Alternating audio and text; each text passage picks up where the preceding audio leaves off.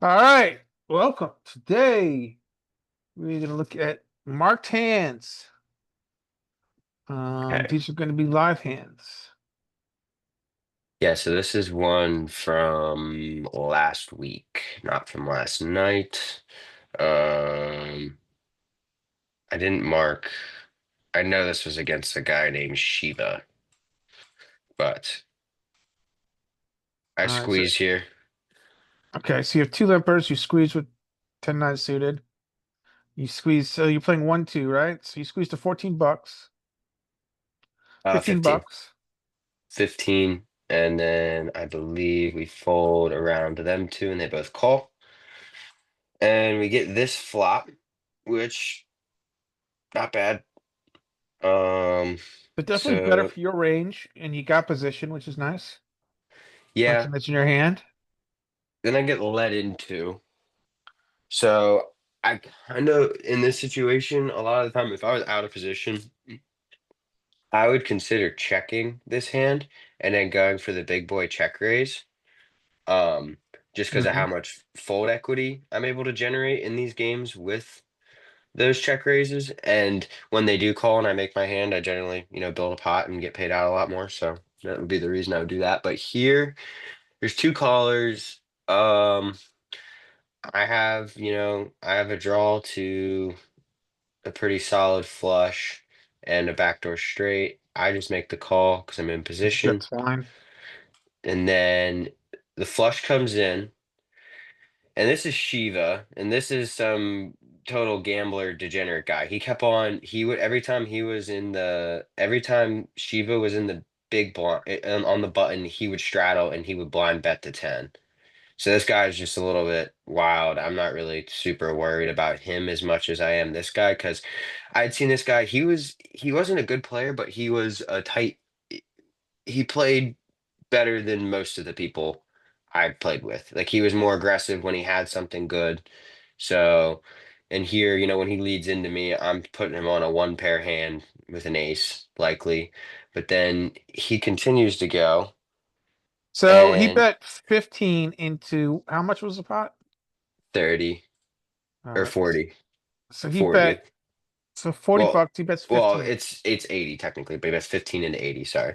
All right. So he bets a relatively small size into the pot, Yeah. And 15 so into a that pot of 40.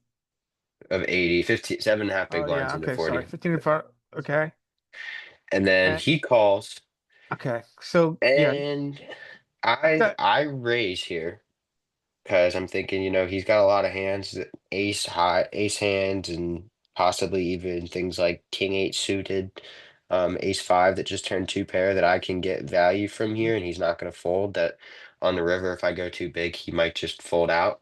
So I raise up to 30, up to 60 okay. off of his 50. And he tanks for, 30, 40 seconds and then puts in the call. And this guy is like, well, Shiva's coming, I'm coming. So he calls. So All now I'm right. kind of This is concerned. interesting. Yeah. So now I'm slightly concerned about the jack and the queen or already being made. Really good river. Good river. But this is where I fucking hate everything. And he rets into me again. And I'm like, fuck, this is That's the just weirdest never a shit. it's just never a bluff. I know it's never a bluff. He has the queen or the jacket. He has the queen at the jack at the minimum, likely the queen. You're saying This he has a flush? I know he has the queen high flush. Like I'm sitting here, I make the call, but I'm like, I literally said to him, "All right, Shiva, show me the queen seven of fucking spades or some shit," and I make the call, queen four of spades, and yeah, I mean, I think it's a hand I could just that right there when That's a he very weird leads. way to play it.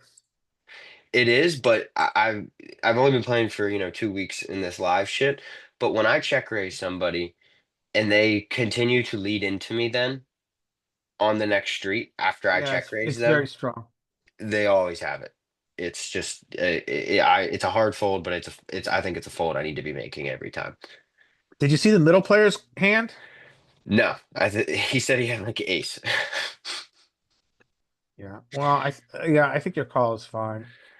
Yeah, I don't hate His the call. play I is just very is very fishy.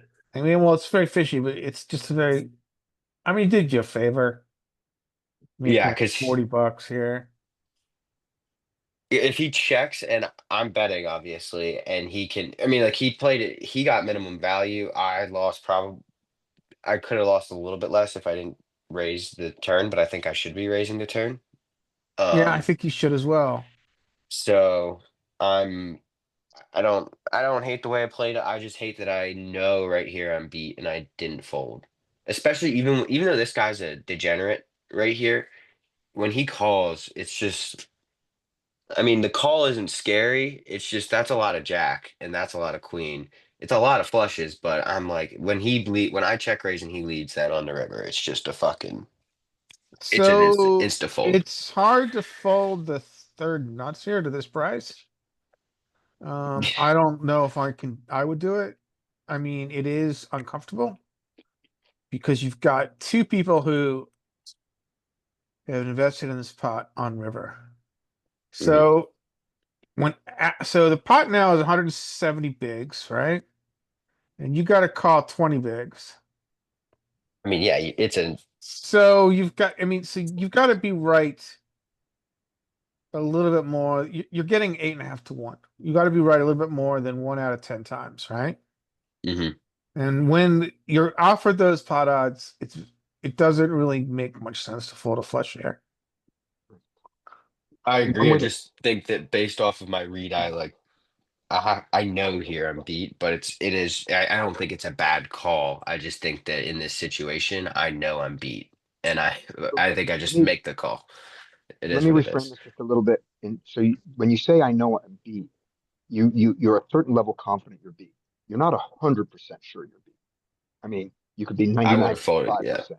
You could be 99.5. The question is, are you 90% sure you're beat? Are you 85% sure you're beat? And when that happens is 9 out of 10 times, 8 out of 10 times, you're supposed to keep losing. You're supposed to be beat that often. So Hmm. what you're estimating is, and it's a really weird estimate because you're estimating, am I good here 1 out of 8 times? So you can't tell by this hand. You should be beat when he turns his cards over. Yeah. You know what I mean?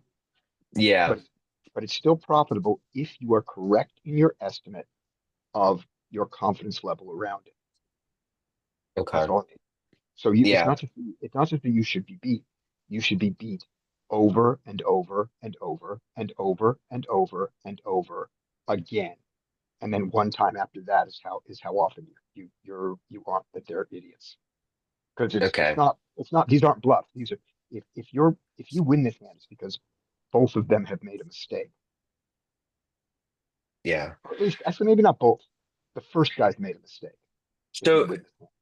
and Second that's guy's made my question with this is that um I study GTO and I try to study exploitative play both very thoroughly because I know that playing GTO against really bad players is just one of the least profitable ways to play against them because there's making so many mistakes. Yep. Um, so that's why in this situation I kind of kick myself for not folding because I know because GTO it's a fine call. There's nothing wrong with it, but exploitatively, I should be folding here like 9 out of 10 times because Okay. I'm pretty confident I'm beat Beautiful. So you gave me a 90 number there. You gave a 95% perfect of the number. time, I'd say. You gave a perfect number here. You said I think I'm beat 9 out of 10 times. I like that. So now let's look. So you've got to put in. So the 169 is correct. That's after that's counting their bets. It's not 200 and 209. The pot is really 169 right now. Hmm. If you're beat 9 out of 10 times, you should fold. And if you're beat Yeah. 8 out of 10, and if you're beat 8 out of 10 times, you should call. Okay. Yeah, I just don't think he calls my check raise on the turn without having me and then leads into me without being having me beat just about every time. And that's why I don't like my call. I know GTO is fine, but Right. So exploitatively how big with was the first guy's flush? this he had the nut flush, queen four of spades. He wanted to win the least amount of money. Yeah, which was I was happy with. I mean, I was just That's like there's nothing I should be super upset with about No, this no, hand. gotcha. Right, no, I'm just like, this is a situation where I know I'm beat and I think I can make this fold. But mhm, it is what it is. I mean, I didn't lose a ton for having, no, you know, the flush. I mean, it is what it is. Hookman just made a very good point. Is essentially he's making a block bet here, and he's often going to make a block bet with a low flush. That's true. the And problem, I mean, I mean, he's just he's it's a very weird sizing for the nuts, and he just really wants to get called.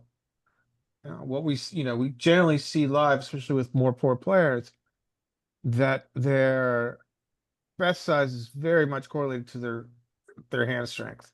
That doesn't happen here, but I think the majority of the time you're going to win more than you're going to win more than 25% of the time here. And given the pot okay, odds, that makes it profitable. okay. I think it's a call. I think anybody on this Zoom would make this call because the price is just too good. Yeah, I mean, so we know pot odds seem esoteric and theoretical, but we know that they're real, and we know that they are applicable to poker and the poker we play because we see them pop up over and over again in the solver. The solver doesn't know pot odds. Like if you look um, at the code behind what a solver is doing behind the scenes, it's using something called CFR, and if which means, by the way, counterfactual regret minimization doesn't matter. But the point is, CFR in its code doesn't have any calculation for pot odds, but we see pot odds correlate to solvers' choices every hand. So the point being is that pot odds seem sometimes, as I said, theoretical and not really applicable to our game, but they really are, and we know that because the solver shows us that they are. but the yeah, one thing on this hand that I think is important is that once you put a number to it and you believe in that number, when you made that number 9 and 10, you fold. When you make that number 8 and 10, you call. And in both cases, you lose yeah, the vast majority of the time, and you're supposed to. And yeah. the amount of money you lost on this call, by the way, let's do it with that. You lost 5% of 20. So you lost $1. You lost one big blind on making this call. Okay. That's the size of your mistake based on your estimate.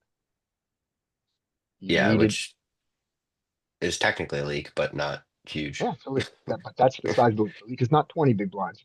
The leak is one big blind. Hmm. Okay. Yeah, I mean, I you guys both make good points. I mean, I think it's just it's a spot. It's an interesting Yeah. spot. And I think that I can make this fold and I can make this call, and both aren't terrible. All right, next answer. All right. You like This is, queens. yeah, sometimes we do. And we get a raise and a call, and I put in the three bet So this guy raises to 7, right? yeah, I 7, call. I think I could have made this bigger. I think I probably should have made it 7, bigger. 7. You made 30, right? 10.5, 14, 15.5. This is a fine size. Yeah, it's a good 15.5. size.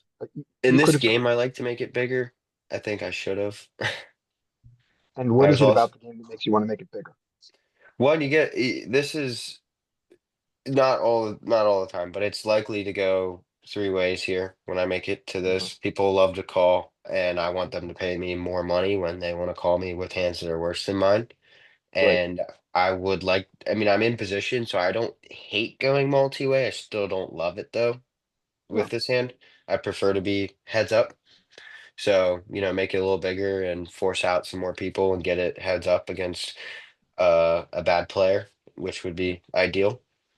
But I think you're right. And the other reason there is even because once the first guy calls, if the second guy has any sort of suited hand or even any sort of medium pocket pair, he's going to come along after the first guy calls. So you're not going to succeed in getting a heads up. But what you are going to do is if they are inelastic to size in your three bets and you're in the value lobe, which queen certainly is, make them pay more. Great, go to 20.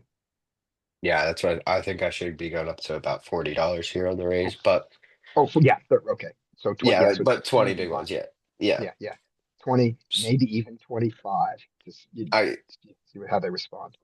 yeah, I agree. The thing, I don't see, the thing is, and I think this is also a mental problem with me. Not a mental, not like I'm got some disease, but I was kind of card dead for a while. So I want to get into a hand here and I want to make some money. I finally Mm, get something decent. So I think that's partially it was bad mental space of like, hey, I'm gonna lower this down so I can get somebody to play with me and make some money, hopefully here with a good hand. And So I um would use this. I see your point. I can use bigger sizes sometimes.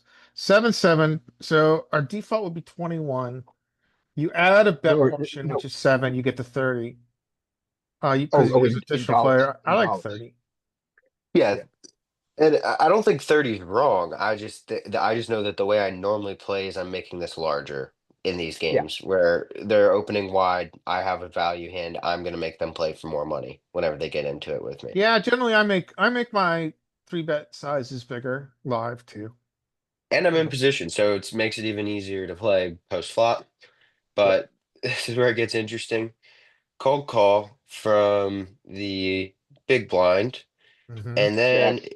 it folds to me, and we get this flop, So which before we go forward, what do we think this kind of flat behind a 3-bet range is? Nines, tens, jacks. you guys can guess all you want, but I guarantee you, you're not going to get it. Yeah, that's Um, true. deuce three offsuit. Is this the deuce three I offsuit told you hand? yesterday, Scotty. Yes, it Yes, is. deuce three offsuit. Okay, but yeah, but the range we should be looking at for him there Yeah, in is my head, I'm like, all right, he's got small to medium pocket pairs yeah, and possibly some suited aces is yeah. what Yeah. I'm putting what I'm guessing. So he's an absolute calling station. Like I've seen him make some pretty big hands and absolutely never put more money in. I mean, Hmm. he'll raise a little, he'll raise small, get called, or he'll have a big hand, he'll raise, somebody will come over the top and he'll call, and he'll tank call and have like the nuts. Or like he's a absolute calling station, truly awful player.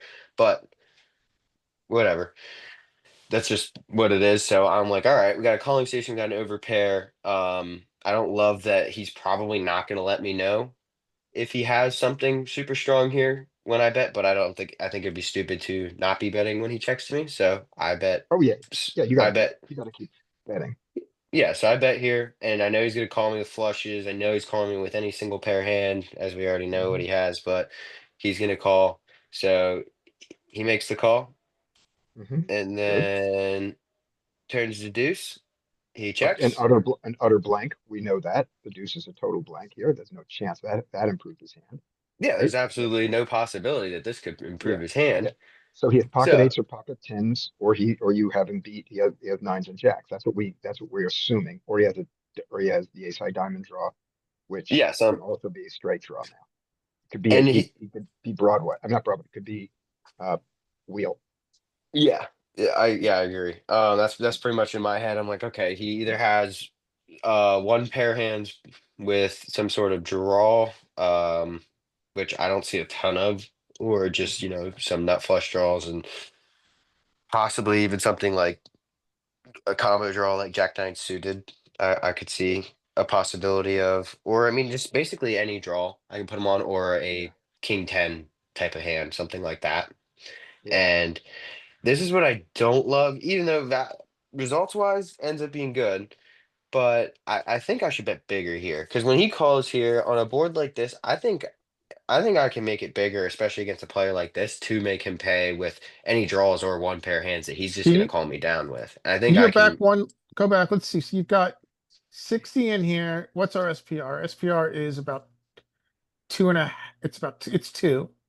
Mhm. So I mean, if you want to talk about sizing, one way to think about this is, do you think this is a stack off hand? against this I think this player. is 3 solid streets of value, but not. I don't think I'm playing for stacks. How are you not, but how do you size it where you shouldn't be for stacks? I mean, Yeah, you keep, you really, if you you have, bet three you've got streets, either of it, it's, I mean, your options are to shove here or to go 60%. I mean, I guess you can use any sizing. If you, it's hard not to play for stacks here. Well, there are rivers that I don't want to see that yeah, Sure. I can see it going for 2 streets and shit like that. So one thing that Matt Affleck says, which I think makes sense, is, um, if you're unsure of sizing, you can always default to geometric with your value hands. This is clearly a value hand. And so that would be around 60%. So if you bet 60% a pot, then to get stack in on river would be another 60%.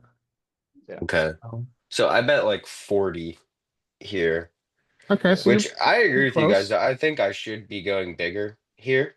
yeah. Um,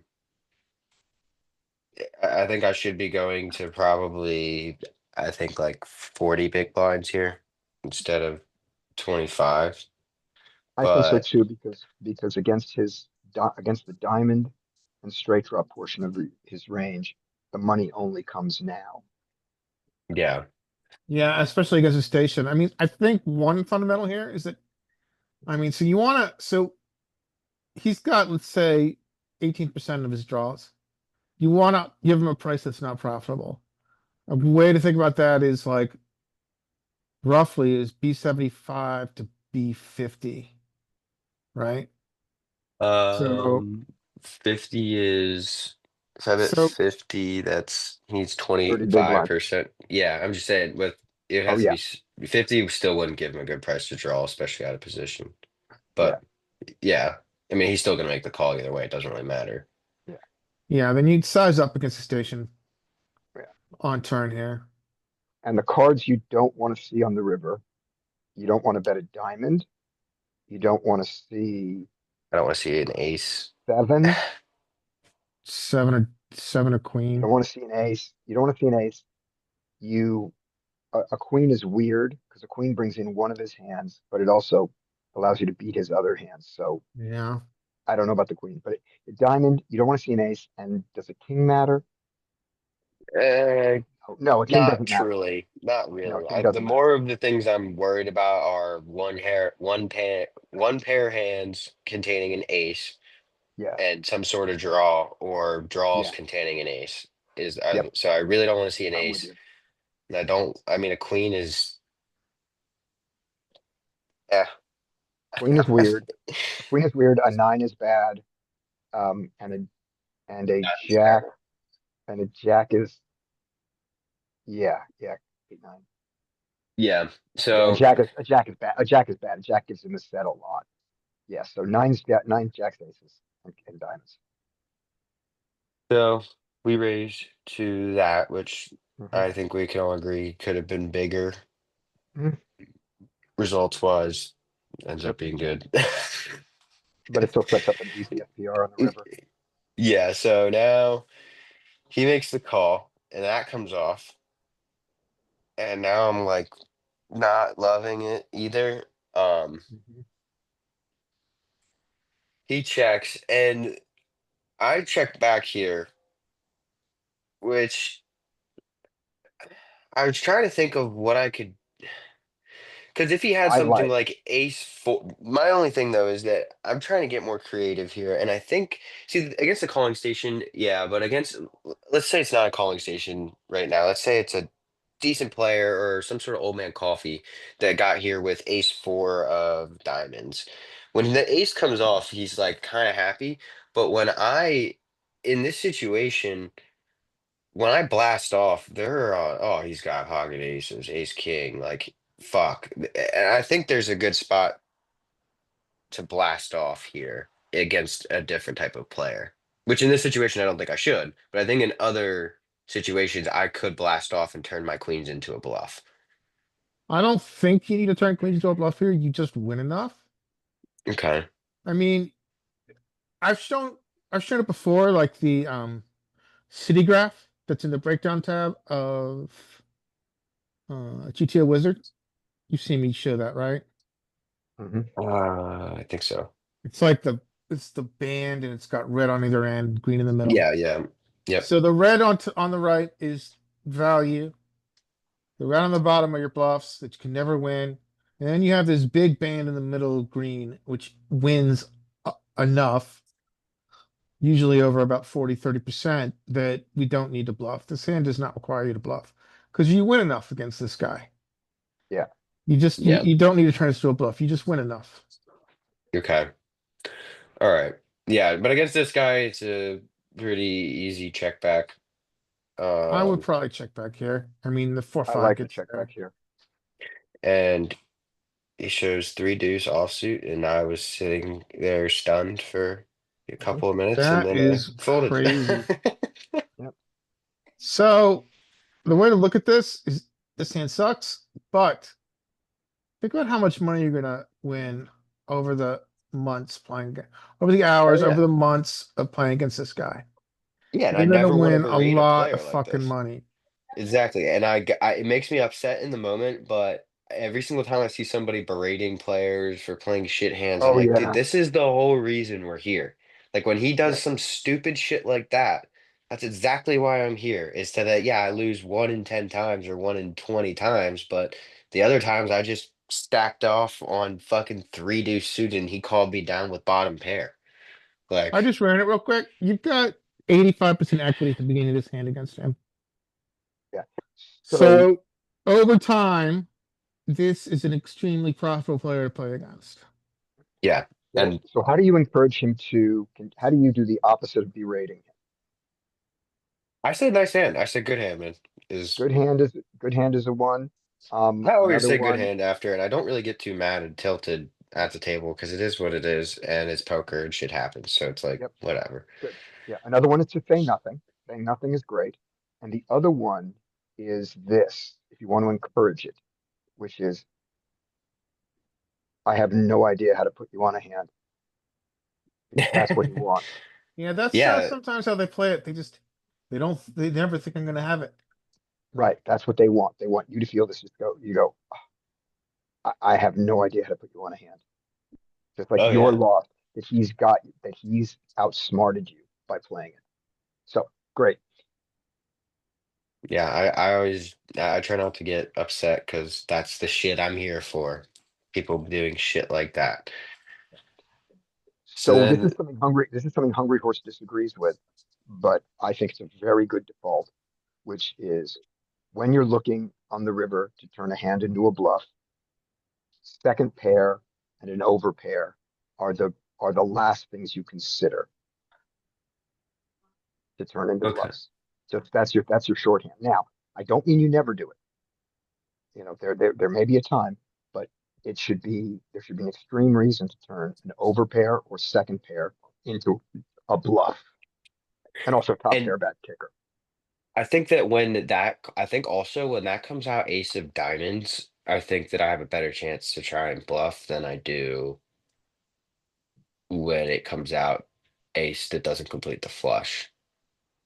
Because you're giving all his flushes the ace. You're saying he doesn't have Yeah, the middle flush. I think most of his flushes are going to be an ace there, and that I can put a lot of pressure on a two pair that Okay, when that diamond comes off. But I still don't think I think that's very player dependent. I don't think it's ever a yeah, good. He's never the person to bluff because he not this calls guy. down.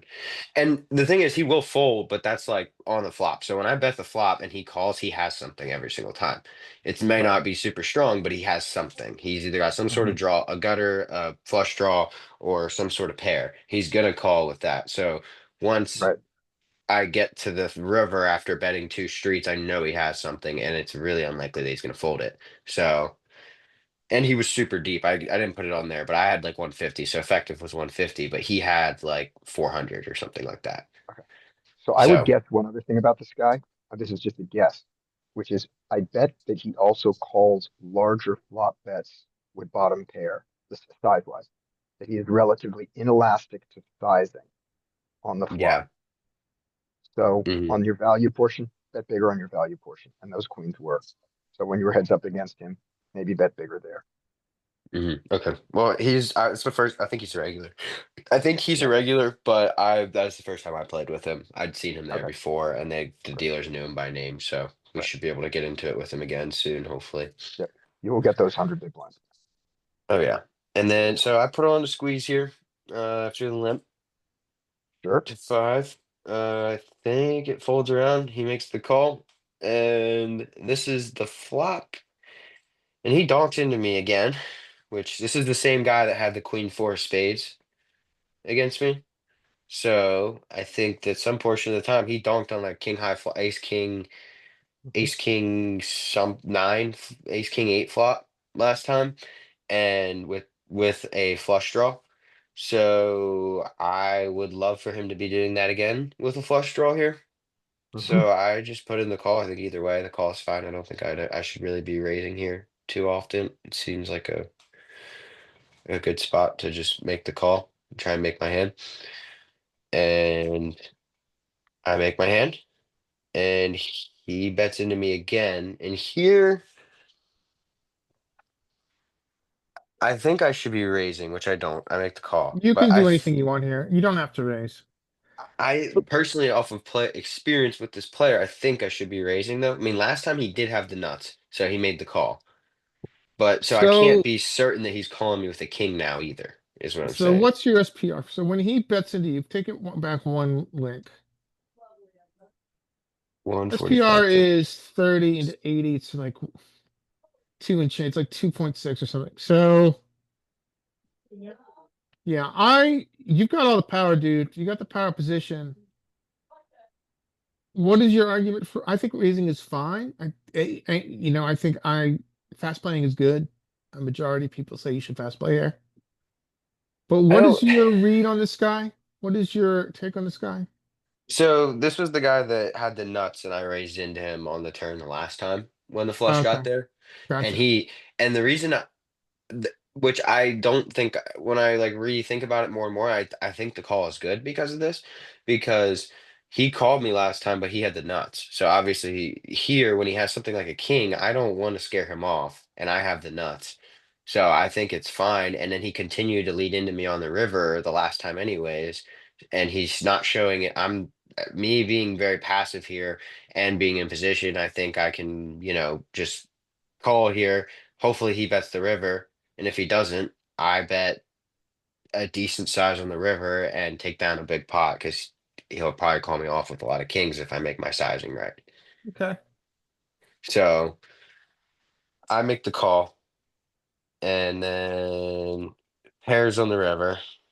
I don't love, but I think that the only thing that he has here is that beats me is quads. So I don't think he's limping tens. I don't think he's limping kings. I had seen him play. He limped a decent bit, but he did raise his strong hands from what I had seen, like ace jack, ace queen. I've seen him raise pocket nines. Um, I think sixes is the only possibility of hand that I could be losing to, which is quads, which is very unlikely. So that's where I'm at and right now. And he puts in another small bet, and I'm with the sizing. He did this last time with the nuts, but I'm trying to think of, what I can get to call here. Um, I'm trying to think like sixes. I don't think he has a ton of trips here. Um, He I bets think 20 bucks. I would raise to 80 bucks. I think I raised larger than that. I think it's exactly to 80. Mhm. And which I think I could have gone bigger because he snapped me. He didn't show me what he had, but he snap called. And Mm. obviously I won. But I think I should have gone. I think this is a spot where, I mean, one, I just don't think he's bluffing. I think he has something he likes a decent bit, and he wants to get paid from it. And I think that he is mostly, I think he's going to call me just about anything but all in. I don't hate all in, but He doesn't have a sure. ton. Yeah. But sure, 60, but you can leave him with tab fair. I mean, yeah, And it is possible to have lower flushes too, because last time he did play the flush similarly, where he Yeah, raised it, the draw, and then I called, he raised the turn, I raised and he called, and then he donked into me. So it's somewhat of a similar situation where I think you're right, Scotty, and I could probably have just jammed here and taken his whole stack. Because when he snapped off on me, I think I was like, ah, fuck, I missed some value there. But we win that hand. So yep. And just to go back one step, Nuffle on this one is 4x because you've got uh, trips are better, as Mike points out. So on the turn, let's just run it in our heads how that goes. So he's going to bet 10 into you on so the pot is 20 on the turn, right? At the beginning of the turn. Yeah. So he bets half pot. You raise him to 40. he calls off, he's got He 50 calls, behind. he calls, you got 50 behind, and then it's a trivial shove. Yeah, he's and when he does have a flush, I think I can expect that he might have just jammed. He might just put it all in there too. Yeah. But and So the he could question is, also does he think I have a fold? target on him because of our last hand together, which was only a few hands prior. Right. And does he fold? Do we think he folds a king here to 4x? I think that if I oh no, I don't think he folds it. I think that I I get call all it. I think I get all the money here if I raise it here on the turn. Yeah. Because now Yeah. he has nothing behind, and what is he going to fold out on the river whenever he's Right. basically already there? Right. He could fold a 10. Yeah, He could mistakenly call the 10 and then fold the 10 on the river. Um, he may fold out a 10 now, but how much more money did the 10 call your raise on the river? Probably not. So you I'd got, say kings so and you ended it. flushes. Yeah. So against a 10, your line probably got $10 more Hmm. if he had it. If he had it, and we assume that he donks at the river again, that he continues. He may not even do that. So yeah. Okay. Yeah, Uh, I think. Yep, definitely some spots that can be moving on. I think we are now into yesterday. right. And then go back So, 1 second on that one hand. The second that four comes off, you should also whether you do it with Nuffle or anything, you should be looking going, I should be all in on this river. What side? What do I have to do to be all in on this river? mhm. And Yeah, if you that's call there and he checks the turn, checks the river, which he might with a king, he might check back, right? With the intent to check call, you're left with a 2x plus overbet. yeah. That's kind of big. So yeah, I think this is saying we need to raise the turn.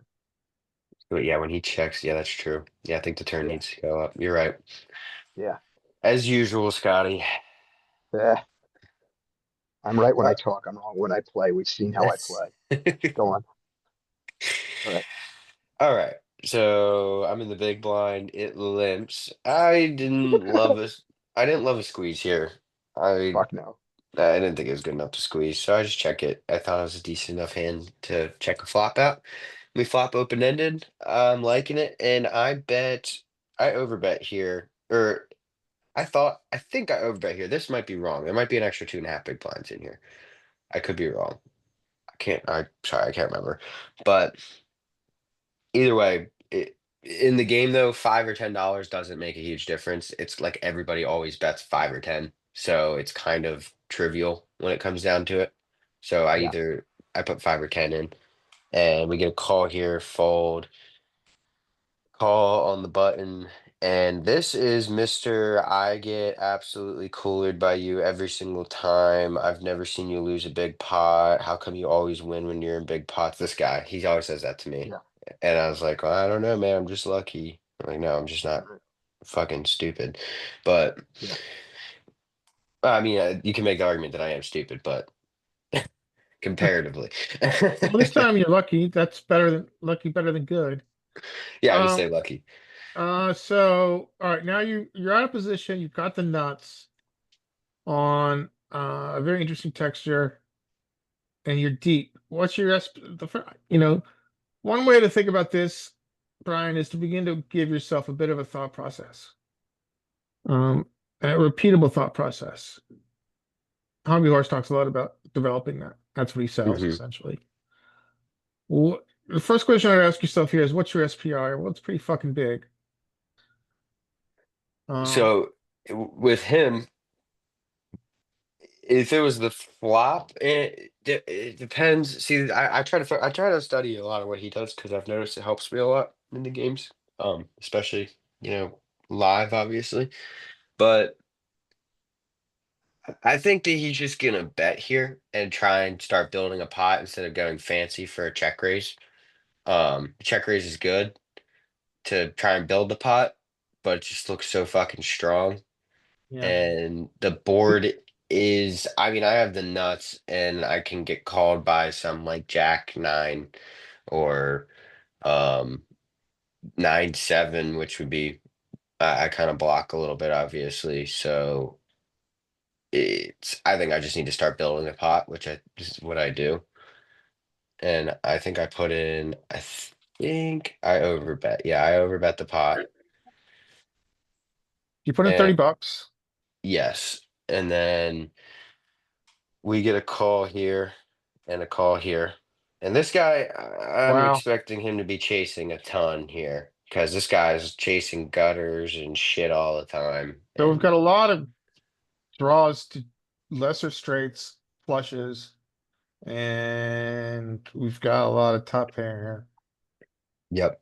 So, So there's the obvious card we don't want to see, which is a heart. What other card don't we want to see? We don't love the board pairing, but we don't hate it as it went because nobody acted like they had a set already. Maybe an ace is pretty bad. Ace of hearts is the worst card. Yeah, oh yeah, that's a yeah, bad card. yeah. An ace is Um, bad. I don't really want to Um, see a 9. a queen is bad. Yeah, yeah, I don't want to see a queen or a 9. Yeah, Um, although he may have to have ace king. The reason a queen is not is just because is you're gonna have to chop the pot with him. You're probably not beat on a queen. King no, nine, no. no. And a 9, well, that's why I don't like either of them, is that I think I'm Yeah, chopping a lot when I see a yeah, queen or a 9. yeah. Not, So, but a nine and an ace are quite bad. yeah, that's Okay. very true.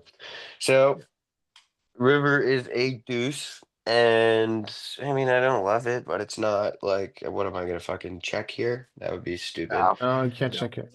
So, I bet, I'm trying to think, so I believe I'm sitting here, and I think it's possible that people have gotten here with a 2. Not super likely, but I think 2s are possible, some like Jack 9. I just don't see a ton of like King Jack or Queen Jack because a lot of these players just overplay those type of hands, and they're gonna be opening. He's gonna open that from very early position, King Jack or Queen Jack, which I don't think you're even supposed to. Definitely not from this position. Um, this guy was pretty passive, newer. He was a Hispanic guy. I hadn't really seen much of his play. I didn't really know much, but I was more worried about him than I was about him. But I wasn't super concerned either way because I got, the what is it, like the fourth nuts or some shit, and I don't expect to see a lot of jacks, tens, or pocket eights here. Um, I think they should. I eh, I would bet like 150 bucks here, and then I'd be in total hell if someone raised. Well, I don't do that. I go half because I am like, what is gonna call? I think I can get a deuce to call. I mean, a deuce. I just don't. I think deuce is possible. I just think it's hard for these people. They will fold out when I start. Like the $30 that I bet on the turn is a somewhat bigger sizing for this game, and that Mhm. will start to get folds from 2s when it's bought when with this board. So I don't think there's a ton of 2s. I think I'm mostly getting value from jacks and 2 pairs, and I think possibly like jack 8 or Jack 10 or something like that, but I do also think that I'm getting raised by Jack 8 on the turn. So I think I'm against a lot of one pair hands that contain the contained straight draws, and I'm trying to get value from them. So I thought that this was about, I think I bet like 45, which is I thought was a pretty good size to get calls from those hands. What do you guys think? Because you can bet I bigger. would target. So you've got people that are calling multi-way. Um, Obviously their draws are never, their busted draws aren't ever calling. And so I think we target the kind of hands that are value that are calling bets multi-way. And that gets me to right now, 2x, like you mentioned, Jack 10, maybe 10-8. I'm targeting two pair and trip twos, so I'm using a bigger size. I'm targeting single jacks, and I'm using a bigger size against that. I believe the single jacks are calling you a lot Yeah, there. I mean, what size would you use here? So I think, so what was the, yeah, go back one. So it's, we've got 120 bucks in the middle. What size are you using here, Scotty? 120 to 150. Yeah, I think this is an overbet Oh, actually, spot. I yeah, think you take the pot to overbet, like pot to over I'll be pot. more honest. Be more honest there. I'm betting between 100 and 150. So the difference between Okay. 100 and 120 is like an emotional thing. It's like you put in the one chip, one big chip. The 100 is a little bit different than putting in the two chips that it takes to do 120. Okay. So my But thought that's what I'm process betting here. behind this sizing was a lot of I try to do a lot of what Hungry Horse talks about of thinking like, okay, so if I was bluffing here, if I had King Queen, which I would never be here with, maybe what the hell would I have? Jack 9. And I Nine, wanted you have 9 of hearts, 9 roughly. of hearts. Nine, Yeah, so I have yeah, not 9 of 9 hearts. of hearts. And I wanted to push out hands like Jack 9, um, 10, 8. I think in this game I'm just not gonna get a whole lot of two pairs to fold when the flush doesn't come because people are blind to straights too. So I would say that I would have bet closer to your size, Scotty, to fold those hands out, and didn't. I don't think I'd have to go much bigger to get those hands to fold, and that's why I didn't go as large. And Um, that's something there that contradicted yourself. You're not wrong. You got to be wrong in one piece of this. I don't know which one. I don't know what's right. You said they're blind to straights. They're blind to straights. Then they're afraid of your big uh, bet on the river. They're afraid of a deuce, which would be weird for you to dunk it twice with a deuce. They're afraid of overpairs, and if you have an overpair in the limp pot. So what does their jack hate about this deuce? Nothing. I I'm struggling to hear you. You're like kind of Sorry. Okay, let me speak louder. Um, so can you hear me now? So a little bit better. say we'll change different things that Thompson said. So what I'm saying is Are you on your you say phone, there. Scotty? Are you on No, a, no, Yeah. I'm on my computer, but my headphones apparently don't have the right volume setting. So give me after doing this headphones. Turn up. yeah. It's not your volume. It's like it's super muffled, is what it sounds like. It's Yeah, it like sounds, it might work better if you're using just the onboard mic or just unplug it and replug it in. I'll change it. I'll change it to the onboard mic. I'm gonna, I should play you guys. All right, here we go. Input. Let's do input. Okay, how's that? Is that better for the input? I'm much better. 1000% better. All right, there we There we go. go. Now I know this. All right. So when you said they're blind to straights, if they are blind to straights, this board is not scary to their jack. They had top pair, they have top pair, they still have top pair. It's true. So if they see straights and they go, okay, now it's got to be a straight, then you could say, maybe I need to bet smaller here. But you just said, when you say they're blind to straights, I don't think that pot size gets a jack to fold, which is why I want to bet pot when you have when you have the jack there.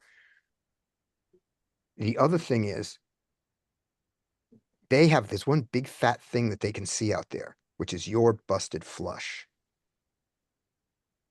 True. Yeah, It's that's a good easy to point. see you can have a busted flush here. And it's easy to see you playing a flush draw like this. Uh, That's what that's I why would I'm slightly argue that a lot of people they have they haven't really seen me play them, and they okay. like and a lot of that. I mean, I'm not gonna. I think that you're right though that there was a contradiction to say that they're blind to straights and then they have a top pair, then they're obviously gonna call. But I think that the flush side is they're just so bad. It's not. it Okay. doesn't register in their head that I'm turning that into a bluff. Great. In that case, then the only thing that they don't like is the hand that is very upset now is 10-8. That's the hand that loved the turn and now hates the river. Hmm. Every other hand that got here that's calling anything. I mean, do you really want to size down to try to be sure that a 10 calls? No, not really. No, I think, yeah. And there's two of them. There's also two of them. So the chance Yeah. one of them's on a jack is,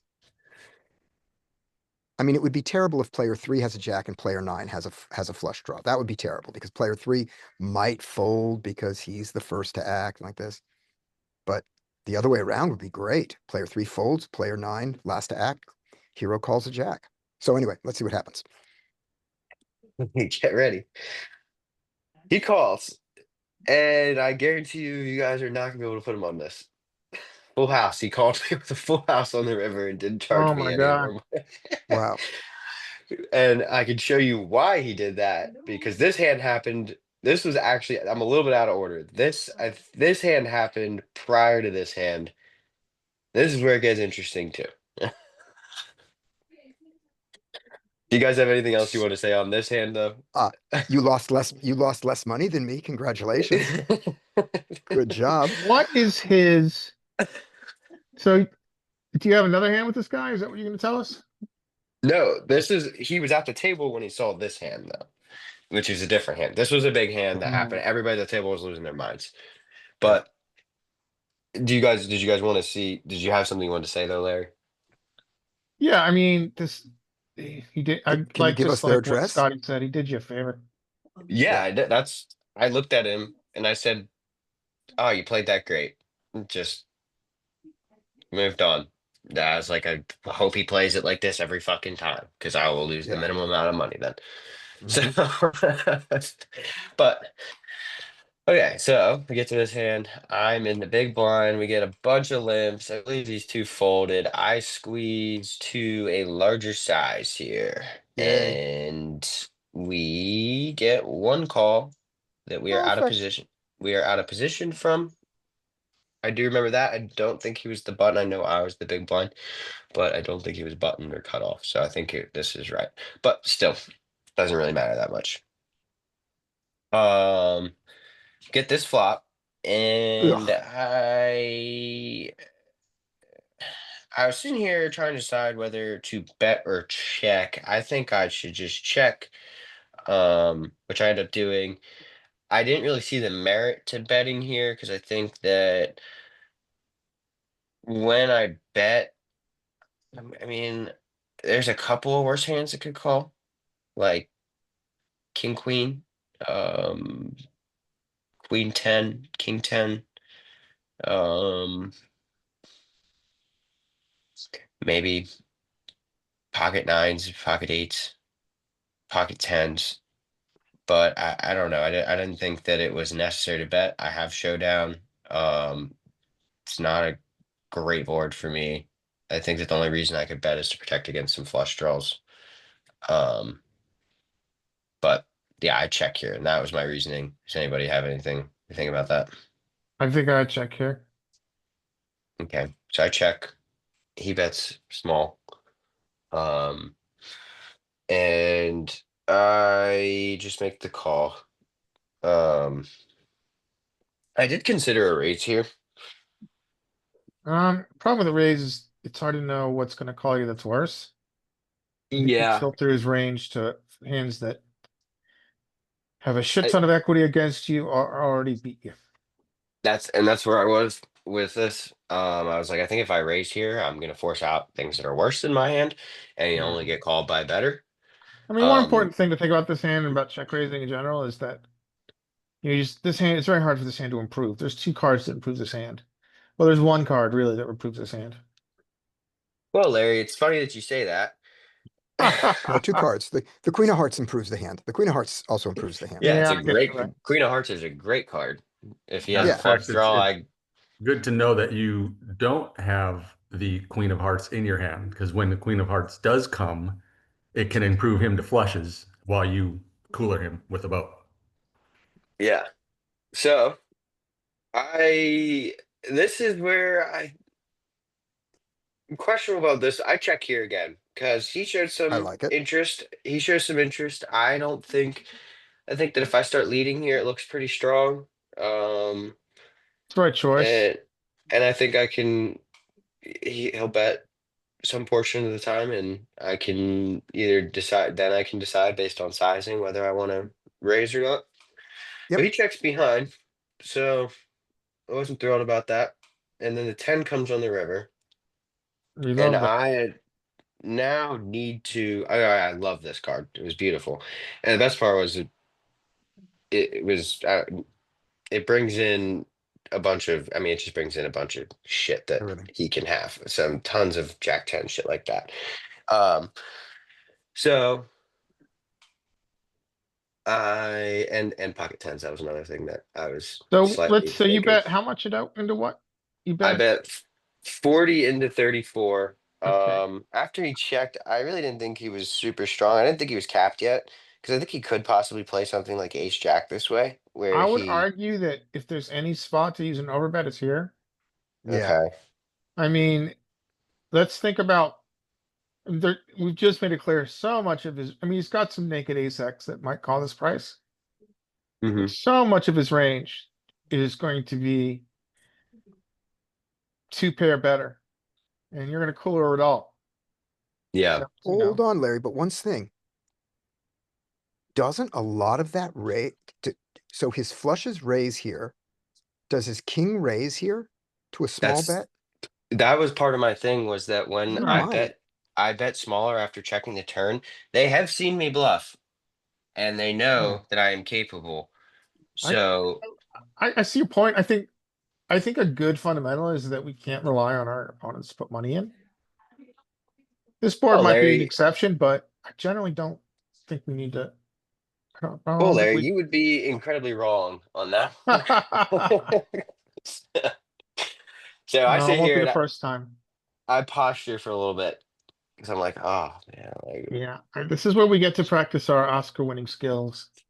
yeah, my Emmy was on the line. I wasn't sure what I wanted to do, and I was sitting there looking at him, and I said, whatever, I'm all in. And he snaps off, Absolutely. and he's got Jack 10, I got queens. And Yeah. he was Mhm. so happy to throw his cards down. And I was like, ugh, that's unfortunate. But I will take No. that pot all day. So We that could be was on the it. right end of that cooler. Yeah, we could be on the other end any time of the week, so it happens. But then this hand, you guys can tell me how stupid I am because this one gets interesting. So we All right, got this is the last GTO hand, right? Wizard. Yeah, we got GTO Wizard over here. This So you guy's got you got no, a good player. no, he's terrible. He is He truly bad. talks. He He thinks talks he too good. knows what he's talking about, but he's not. He's really We bad. know he's bad because he talks about strat too much at the table. And then we got old man Red Bull, who is not your old man coffee. He's incredibly aggressive, loves to bluff, and is extremely after me because I coolered him like twice, right? Not coolered. I mean, he just played like shit, and I took a bunch of his money, so he was very unhappy. So we're pretty He- deep here. You got yeah, 600 in front. These guys have like 300 in front. yeah, they're about that area. I Fine, think I that they guess. might have had a little bit less. I think they both might have had a little less, but I wasn't 100% sure. I made this morning, so it's been a while since I played them. But I open 3.5 big blinds. I kind of open a bit bigger, especially when I'm deep. Um, So you're over to Sure. 7. What is that the average opening size of this game? uh, I kind of am able to force the opening size to be whatever I want it to be. Okay. I kind of just manipulate the table to make it so that if I want to play bigger, I play bigger, and if I want to play smaller, I play smaller. So Yeah. I opened here, opened to 7, folds to this guy, and this guy calls. He's like tanking and then calls. We're putting a So deck off in the middle of the sandwich. Not the greatest. yeah, I don't love it. Get a pretty good flop. And this guy, so he consistently kept doing this where he would lead into me all the time with jack shit or with some sort of weak draw. Yeah, well, it's interesting though. He's leading now to 2 people, which maybe changes it a little bit. Okay, so I don't think we need to raise here. Maybe we raise more with the ace of hearts, but I agree with you. I don't think we need to raise here. I agree with you. Um, but in my head, it was like I've seen him do this a ton with, some draws that he'll still call with, Well, and the I thing think is that you've I got the can. guy behind, and if you raise, you're gonna lose your ability to understand a little bit about his range, right? Yeah, Um, you want him to fold.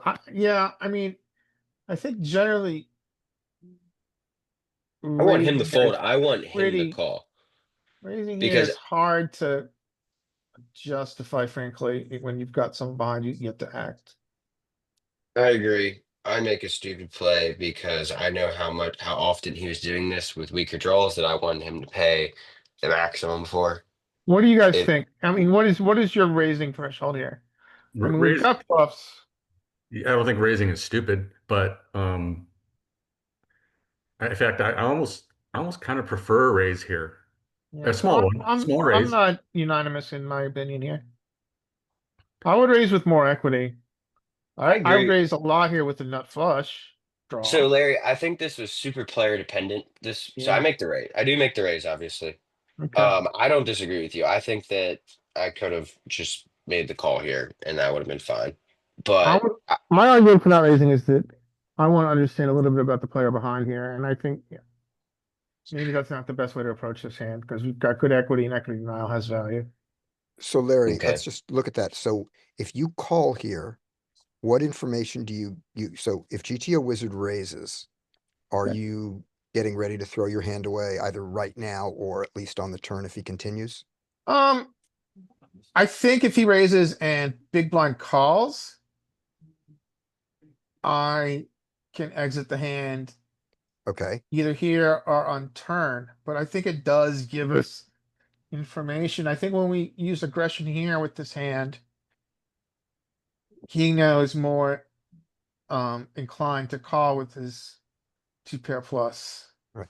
That Okay, could and be when you up base. I call mean, here, but that's, and, I mean, this, obviously this and is a non-solvable situation. right. But the I other don't thing is know this, if and when you passivity is the best here. right, when you call here and he calls behind you, he doesn't raise, but he calls behind, what kind of clarity do you get from his hand? Because you were after clarity, and the only clarity I see is with his raise. Yeah, I think I think calling just reduces his raises with the top of his range. And if we raise, I think he does more slow playing, is essentially what I'm saying. But if we Eh, call, I mean, obviously there's the argument that people play more face up multi-way. Right. So If you we want to, call, then he's more likely to raise with his thick value. right. So you're trying to tell the difference between his flush draw and his two pair plus, right? And I think that's fair. if you I think call, he you're afraid that he's going to raise, you're thinking that he's going to call behind with his flush draw and raise his two pair plus, and you'll be able to tell the difference, right? But if you raise and he calls, you won't be able to tell the difference between the two. I think Is that that's what my your clarity argument. is? Okay, Yeah, I think that's my argument. I think okay. it goes essentially to when we are not in position multi-way, I don't know how incentivized we are to fast play this hand class. Okay. I could be wrong, but Okay. I don't like being in the middle of the sandwich here with this hand and raising. Okay. And then I Brian, the one yep. thing you said there, which I think is, which I agree with, you said, I want him to pay more. I agree. But do you care when? Do you care whether it's on the flop or the turn or the river? Um Because I it seems to me you I have think other he's times to gonna make him pay more. I think that the only times I'm gonna be able to get him to pay more are on the flop and the turn. And on the river. Okay. That's not completely true. This guy will blast off. Like this old man right here, he will blast off with total bluffs. I've seen him do it 3 times prior, and I've only been at the table for like 40 minutes. And That this seems like an guy, argument for a call, okay. right? Yeah. I mean, I just Yeah, okay, that's true. And then this Okay. guy, was I hate the way that you guys whatever I agree with anything you guys say because I absolutely despise the way I played this hand. It just keeps getting worse. Just get ready Okay. because it just Let's watch gets it go down.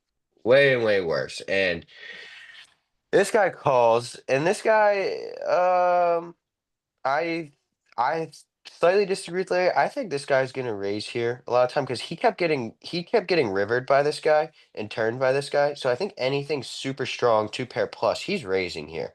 Because Okay. you can tell this guy's obviously steaming. He's specifically saying it. And like I'm in hands he's telling me you gotta raise here, he's gonna river you. And this guy, so I think a lot of two pair, I three of love a this guy. kind plus, he's raising. So this is a big time draw here. I love this table. Yeah. Yes. Big time Yeah. draw, pair plus draw, something like that. And then 10-8 of hearts.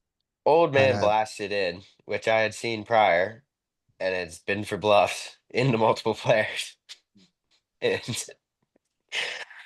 I'm like, fuck. I really just wanted to fold, but I was like, I think I can push. I think I'm ahead of this guy, and I think he does this with weak jacks and total fucking air. I am folding. Oh, I completely agree. I think I should have folded 100%. That's not what I do. I say this guy's on a draw. I don't mind getting in with this guy. I think this guy's pretty weak here. I've seen him make this play. He's definitely capable. Um, I'm gonna Brian, blast and try and force this guy out. Brian, Yeah. did you you said you've seen him make this play. He's capable of making this play. I know you said he donks, but then does he then donk and then shove over like massive strength? You've seen that? I've seen he did it so he played against there's a younger guy here it was. And he donked with board came like king 5. He had like pocket nines. This guy he donks into this guy after he raised. This guy raises back over top of him and he blasted in. And now the one thing I will say, and that you're making a good point, is that he was shorter whenever he did that. So he did not have as much as he did, but he did have it. He still probably had about a 75, 80 big blinds whenever he did blast into this guy. So I think that's one thing that I should have been considering too, is that now he's doing this with his whole stack. So I need to consider that he may be crazy, but I don't think he's crazy as I think he was when he has as deep as he is. But yeah, that I played this hand so poorly. And it's embarrassing to bring this to the group, but it's the only way I'm Oh, getting it we've all better. bought embarrassing hands. We gotta keep it interesting, Brian. I mean, I'm in- it's not like your raise. I don't think the raise is bad. The call, like, no, I would fold here, but it's the Oh, raise I is didn't fine. I didn't fold Mike. I fucking jammed on top to try and force this guy out. well, Oh, it this was guy's so already, bad. I mean, this guy's already in, I mean, if you call, this guy's in for call. I mean, it's the same size. It's Yeah, 147. He's got another 121. It's equal. it Unless was those, unless these numbers are wrong. it's complete spew and stupid play. Um, this guy calls, Yep. turn the ace. He makes the nut flush. Yep. And this guy flips over 9-5 offsuit. And I win the Mhm. side pot. But Jesus Christ. So I think you have a natural inclination towards aggression, which I think over the long term is going to be profitable for you. It's much better than a natural inclination towards nittiness. But I, the term that comes to mind here is from Peter Clark, and I've mentioned it before, is fortune reversal. Mhm. When you, it's kind of like reading the room. When you see this kind of activity after you have made an aggressive action, you can just exit Yeah. because it's important to have, it's kind of like mental malleability. You just need to exit. Yeah, that I mean I completely agree. In my head it's after I made this play, I went and took a break for 30 minutes because I was like, what the hell did you just do? Like, Yeah, that so the was way, yeah, so I've been dumb. there. We've all been there. So the way to think about it is, so I like have like a mental tool I use, and Joey, that's another one. Um, just I got a poker crush on Peter Clark, and so I say in my head, fortune reversal. When I'm at home playing online, I say it out loud, fortune reversal. And this is precisely what this is. This is a fortune reversal. Yeah. So Your Brian, hand were is you just here? not worth what it was before. Yeah. Brian, you weren't here in the days of Joey, right? No. Joey's before you. So here was a Joey thing that he said about multi-way pots, which is in a multi-way pot where two other people are interested, whatever interested means, one pair rarely wins by the river, and that includes an overpair. Okay, so that doesn't mean you never win it, but that's just sort of a baseline to keep in your mind about like how good a hand has to be. Like in Hold'em, very often I have top pair, I outkicked him. That's a winning hand. But if you were in an Omaha hand, pot limit or anything, and you said, but I had top pair and I had the best kicker, you're going, what are you even doing in the hand? Top pair, Yeah. best kicker doesn't win in Omaha, right? So in multi-way pots, the first thing just sort of in mind is if two other people are interested, whatever interested means, then one pair is probably not going to win by the river. Doesn't mean it won't ever, right? So that's just sort of your calibration of whether a hand is premium or marginal made or where, right? This Yeah. is so much more than interested. Bet, raise, calls the raise with two people to come. Then this guy jams. Two people are not interested. Two other people are fascinated. They are actively competing. One pair is not going to win this hand on the river. Near enough. And the extra things where you said was, I think Old Man Red Bull is full of shit, and I think the other guy's on a draw. Remember, a third of your equity goes away to that other guy's draw, Yeah. right? Because we're on the flop when this happens. So he's going to get to see both cards with his draw. If his draw is a combo draw, that's 45, 50% of the equity. It goes there. I mean, in this particular case where you had him outkicked, he still had 9, 12 outs against you. So what's he? You're against 12 outs. What are you? 50-50 against 12 outs? Something like that? Pretty close. It's like Yeah, something like that. 48-52. Yeah, something like that. 48, 50 in that range. And then the other guy's has got some outs. I mean, he's got when he does this, he's got bottom pair and a gut shot, or he's got, you know, or he's got one pair and he can still hit two pair by the river. Yeah. You know, That the was only good thing that could happen here is both of them have the same draws and interfere with each other's outs. That would be great. That would be ideal. That's a lot to ask. yeah. Yeah, That I was mean, so it's tough live because we're playing multi-way often. Mhm. But you just gotta, I mean, another thing to think about is diluted equity. And the way I talk about this before, if you look at aces heads up, it's 80%. You look at aces against two people, it's 60%. Your hand is just worth less. This is the same point Scotty's making. Your hand is just worth less multi-way.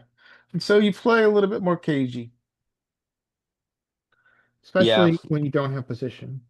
And that's absolutely a leak in my game is working on multi-way coming from online where I played a lot more Heads up heads up. cards. I need to Mhm. I'm getting into many more multi-way situations where I'm trying to just play more Yeah. I generally more mean, one face option up. is to play. I mean, I play more like nine-handed online now, just so I can practice multi-way pots a little bit more. Yeah, because I mean I'm definitely multi-way is definitely still a little uncomfortable for me because I'm just so used to generally being heads up, and if it flops three ways, it usually ends up heads up by the turn. So But you won on the session, right? yeah, This was a hell of a session. I only won like 170, but it Well, was that's very, very good considering, Yeah. yeah. well, this was those like what was it? The first I think all the hands I showed you were within the first couple of hours. Yeah. And then the whales came and I wish I could have stayed, but I was tired and I needed to leave Yeah, and it I was a didn't good want to choice. make any bad decisions. Well, Brian, I mean, good luck, man. Good luck on your journey here. I mean, I love being informed. It's great. Yeah. It's fun seeing your experiences. I think against this pool, what you told us, you can win. Um, yeah, just keep banging at You it. absolutely can win against this pool. Yeah. Yeah, I'm winning right now, but it's Yeah. still super early, so we got to get more sample in for Mhm. everything to be concrete. But I mean, I generally crush the pool. They're not even when I do stupid shit like this, I'm able to turn it around after a break and get my head back to where it needs to be and then play good. But we're working on it. But you Great. can go ahead now, Larry. All right. So one So I thing, got some hands. Who else has hands? I got one last thing for Brian before Larry Sure. hands, which is you said earlier on, you said they know I'm capable of the bluff. And given, and the people who played, the guy who played the 5-9 and the guy, he's the same, is he the same guy as the deuce 3? No, that's a different guy. Right. This is the first time I've So, with this old guy. okay, gotcha. So the 5-9, the deuce 3 and there was one other play there. They don't know what you're doing because they're not paying attention to you. Mm-hmm. So, so the idea, this was also something in a recent Hungry Horse video, which is if we all say if you've just been caught bluffing, don't bluff the next hand, right? You got to be aware of your table image. But Mm-hmm. but your table image also is you got to look at who's watching the cards when they're not in the hand and who's watching TV. Okay. They're looking at their True. phones. They don't know how much you're bluffing. They don't know whether you're capable or not. They don't know your name. They don't How know often do you anything guys about you. have people at the table who just play like a game on on their phone and don't even look up and just look at their cards and even Yeah, play games? Like at the table I was playing Saturday night, people were just like on their phone during, and then when a hand would start, they would stay on their phone. I couldn't fucking believe it. Yep. there's a guy I play They with almost every night that does that. He That's gives me so much crazy. money. It's awesome. Yep, exactly. So don't worry about you. So don't worry about your image as your top, as high up in your Yeah, checklist. there are a few players though that I do know because they have legitimately said to me Yep, that basically that they know I'm capable of it because they'll call me down. And they right, always say, "Oh, I knew you had that." Like you didn't know you had. I had shit, buddy. right. You're Yep, just every time once my cards are up, face up. Now you know what I have. Even though you mhm, called me down with the worst hand, you jackass. yep. But what you say is nice hand. Yep. Oh, All right, always. exactly. All right, what you got, Larry? All right, so this is Ace King. We like Ace King. I like this game. Straddle's on. I opened to 10. I probably can look there. Mhm. I think I probably, I don't know why I opened to 10. I should open to 15, but we get 3-bet. Follows back. We're gonna be heads up. What do you guys do here? Are those are dollars or big blinds? These are dollars. So you were, so it's 1, 2, so you were 100 big blinds deep effective, right? No. We're let me see. With the straddle, you're 50 big blinds deep. 50 Yeah, big 50. blinds deep. Player profile. Anything? Yeah, so it's a new club I'm going to. Players are better, but I did not. I had no read on this guy. Because I think you're fine getting it in. You I can think just getting it jam. is fine. Um, I don't think I need to do what I do here, and I think that you both have made a good point in that we're pretty shallow given the straddle. Um, and listening to Peter Stay in School from Bart Hansen's, His argument for flatting this is that, people are more linear. People are linear with their 3-bet ranges. They do not have appropriate 3-bet bluffs Yeah. live. And so at some frequency, we can flat this.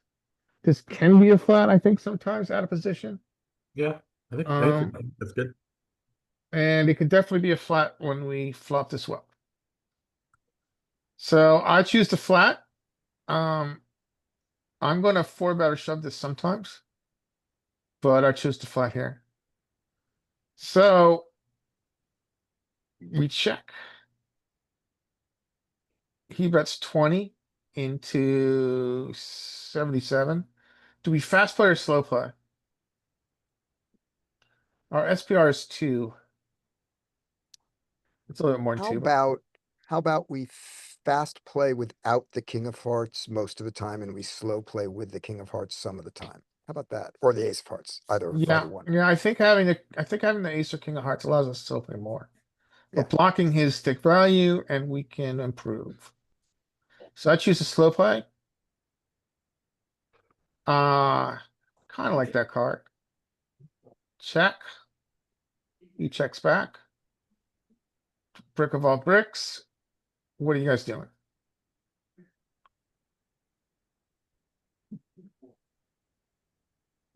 B80. Betting. So B80's fine, like $100, right? Yeah.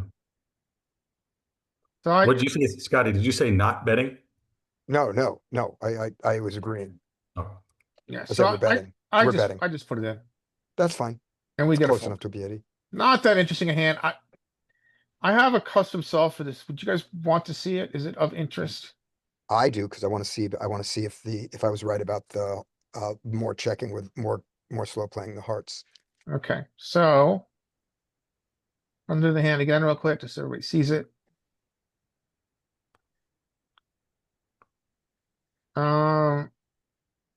We go to the river, check, bet, call, check, shove. All right, so here is the custom solve. Can you see? Oh, I gotta share. I gotta Nope. share. No, we gotta see the custom self. Got us. You are screen sharing. Yes, I am. I would like to stop share.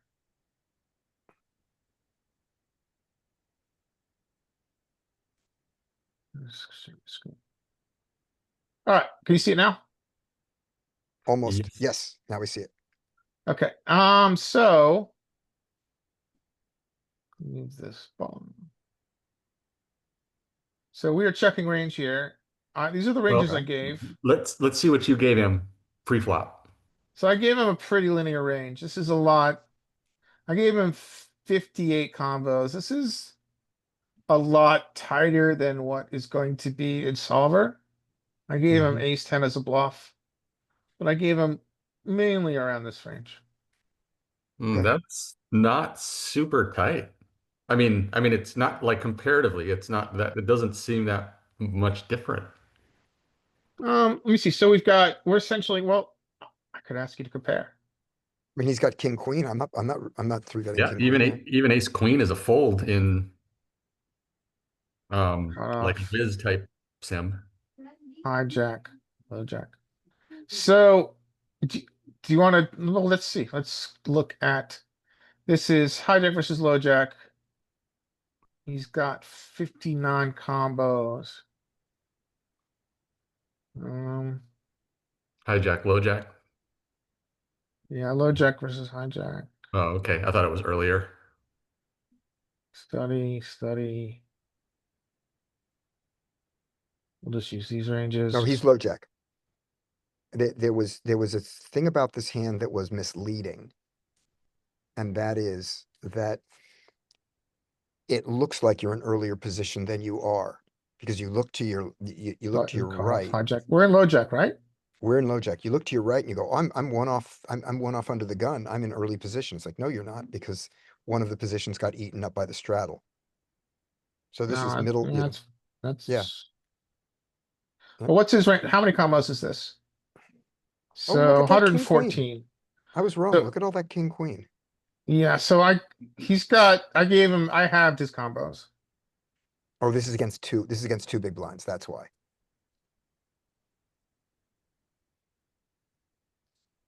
Here we go. Against 2.5. This is different. This is. Do we have 2.5 here? We don't. Look, no, what about, I want there to be more 3 bets. Okay, here we go. Two Oh, point the hijack's five, now gotta go. GTO, This is fine. general. Low jack Yeah. raise, Okay, 107. Yeah, I thinned Yeah. him a little bit, but not, I Yeah. could have given him maybe a more linear range. Yeah.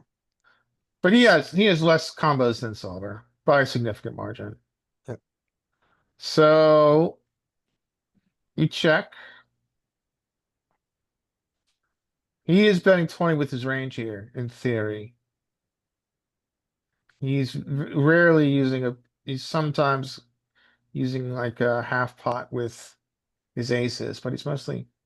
Now, what do we do with our ace king? So you were right. So we're both right. You mix, but you are calling. Yeah, actually, it likes to only do it with the ace. The ace. really like, put that back up for just a second. So The custom solve. yeah, the custom solve, just for a second. Spade heart. Okay, yeah, Yeah. here it is. Yeah, so it likes, yeah, so it likes the ace of hearts. It checks the majority with an ace of hearts. Okay. And with a king of hearts, it checks some, and what's the It next most calls, common calls, one? calls. Yeah, I mean, yeah, calls. So The it next check most common raises one, more. It only still plays ace of hearts. It really likes to check raise more with the. yeah, But we mix. So I choose Yeah. to call here. not a mistake. No. Let's look at our greater range. So where would our bluffs come from here? So our bluffs are like around like probably, yeah, like the jack 10. It's getting its check raises from the jack 10. And it's getting a lot of check raises from its nut flush draw. What does it do with the lower end, the 6-7, the 7-8? Loves the 7-8. The 7/8's interesting, right? I mean, we have very little equity, but we're gonna check raise this. It loves the 7-8, and it likes the 6-7. It likes this, yeah. Yeah. I maybe would find this with the 7/8 of hearts. But I would not, this combo draw, but I would not find it with these others. It likes the, And by the then, way, it also likes the 5-6 and the 5-4. yeah, it does. It's not really folding these. Yeah, Not folding bottom pair yet. So no folding so bottom. we get to call. I mean, I could check raise here. That's fine. Ace 10, ace jack, so it's doing that just with the hearts, right? Just the hearts. A lot of heart, lot of. It's flush draw check. I raises. mean, the one thing we can take away from this is it's the ace king obviously is top pair, but here we could see. I mean, if we have the heart draw here, the nut flush draw, we can check raise a lot. I think is Mhm, one takeaway here. And this combo draw at the top in Broadway, mhm. we can take it from there. The nines are thick value. This is our highest equity hand probably. Yeah. Nines and fives. So he bets and then we choose to call. In game, we got the 7 of hearts. And we check. I gave it. No, I did not give it. No, I didn't give it dunks. So we check. He checks back. What's the best hand he checks back here? So Ace he's king. king. He's trapping his nut flushes sometimes. So this is in position. He's betting his ace king pure. His aces are betting 59. They're betting like 3/4 pot. His pocket kings have a check back. His And pocket it kings is, have, he likes to and it's the one small without the bet, king. interestingly, with the heart. Yeah. Thick value. Kings again are sometimes trapping, but betting small. The heart, I guess it's not really a trap because flush is out there. We like blocking the flush, gives us, you see the equity difference between here. Between, with the heart blocker, it's significant. So he checks. And the question is, what size is it like? This is really, I think, the most important question is. Right, and that extra equity, by the way, Larry, comes from the heart blocker / heart draw. It's also a heart draw. and Yeah, that's a where good bunch point. of its That's a equity very good comes from. point. All right, moving on. And so we now mix between a blocker sizing of 29 and a shove. The stack And you now continue is, check back. the pot is 117. Mhm. And so which ace kings is it like? So it likes the heart blocker, right? So if we've got the heart blocker, it's shoving. If it doesn't have the heart blocker here with top pair, top kicker, it likes to small better block. Mhm. And that's the nuts. And then it's small bets or blocks with ace king. King queen, which still has a shit ton of equity, is mixing those sizes. The queens is mixing. Check and block. And 0 equity, it's pulling bluffs from here. Do you need the Graphs, queen of hearts to bet? good question. We bet a little bit more with the queen of hearts. Let's see where the bluffs are coming from. I have to move the band here. So it's pulling bluffs from like the 6-5. Pulling bluffs from 5, like all these 6 high, 5 high, And they don't need to have a heart. and they do not have a heart. Yeah. Okay. Well, Five of Hearts is on. Right, that's what I'm saying, is you don't need a heart. You don't need a heart blocker to bluff the river. It's okay to bluff So it's without a turning, heart blocker it's, in this yeah, situation. bottom pair gets here, and so it's turning that into a bluff after Mhm. check check. And then what hand does it think it has enough equity to check and see what happens? Jacks, 10-9, the 9, the 9s, the jacks and the 9s, the middle pairs are doing this. And then we see the queens, which just, we were talking about equity here, just 60% equity, just have enough to bet here. Mhm. And And I then didn't, we get see, to my did the, hand, which it thinks it's got. With this is, yeah, it's got almost like it. 90% equity it's betting. Sorry, say it again. Right. I asked this question, but I didn't see the answer. On queen, queen, do we need a heart to bet? What's the relationship of that? Just, I think the answer was it doesn't, it wants to bet a little bit more. yeah, with a heart, so So with with a a heart, heart, it's betting a little, it's block betting a little bit more. yeah, but not really, because if you look at the percentage of time it's there, you don't.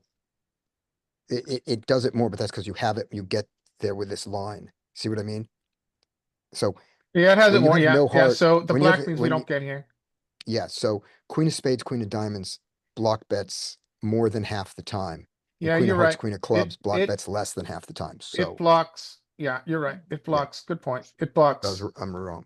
It uses block more without the heart. With the heart, it Yeah. checks more. Yeah. You're right. So I just thought it was interesting. Mostly it's interesting because I made the right choice. But um yeah, it's an interesting hand at this SPR. Anything else you guys want to see, or I'll move on to other hand. All right, I got 2 more hands. Mike, do you have hands?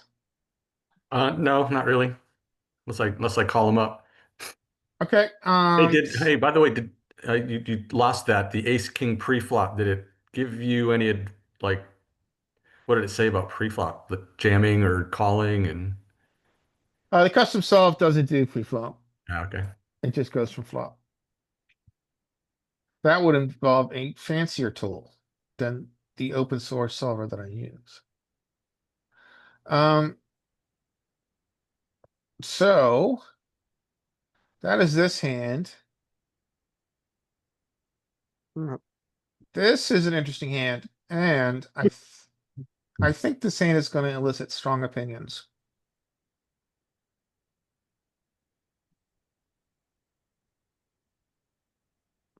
So we get two limps. We can overlimp with this hand. What is One limp. your We get one limp. sorry, yeah, yeah, we get one limp, sorry. Straddle's on. We can overlimp. What is your threshold here for overlimping versus isoing? Let's just focus on pairs. Hmm. Probably sevens and better. Yeah, sevens up, Eights is easy. nines for sure. Eights Yeah. and sevens thinking about just overlimping or raising. Sixes never raising. Yeah, I think you're right. So I'm with you, but one pip down. Eights over raising, always raising, and thinking about it with sevens and sixes. so I think if it wasn't a straddle pot, I would do it with sevens and sixes. so I The like shallower we are, the shallower we are, the more I would like to raise the small pairs than to call for set mining. it's a good point. We have less implied odds in theory. Yeah. And I also don't mind folding. Jonathan, the solver does it and Jonathan doesn't, but I don't mind folding fives and below. Yeah, solver does it All of because it. you're playing against, you're going to have appropriate three betting behind you. And yeah, for sure. But solver's That not against a limp. We don't have a limp solver. yeah, we don't know what solver's Or gonna I guess do. I should say players that would, that would be solver like approved kind of, Yes. they would three bet or they would Yes. ISO Yes. They would, more they than, would attack on us. Yes. So I choose.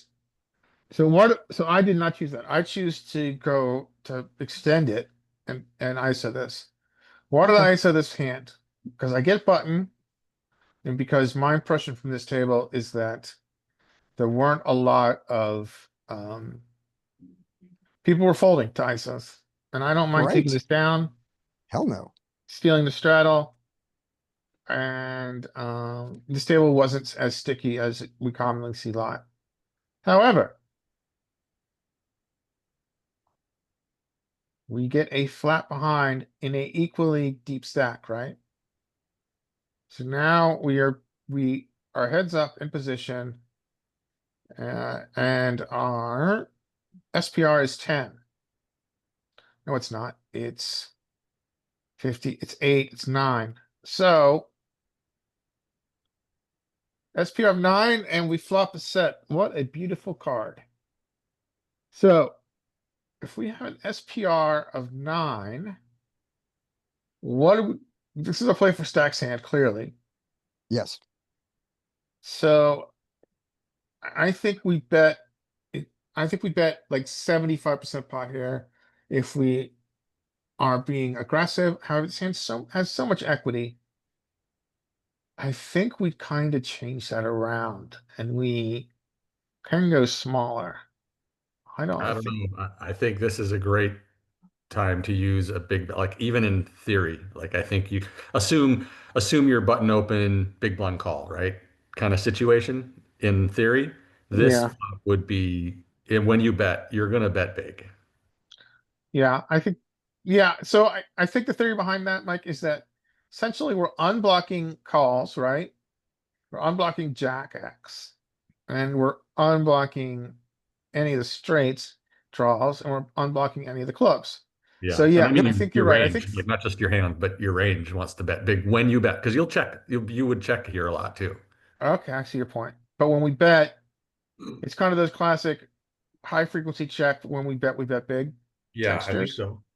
Okay. Yeah, that's All my right. So thought. I think I do choose a pretty big size here. No, I don't. I choose, well, I choose whatever this is, B60. 66. Yeah. Yeah, And we get a call. We like that. We like this card. This card does not connect to anything on the board. What size you guys gonna choose here? Over bet. E. Did you go 3E? Was that size 3E?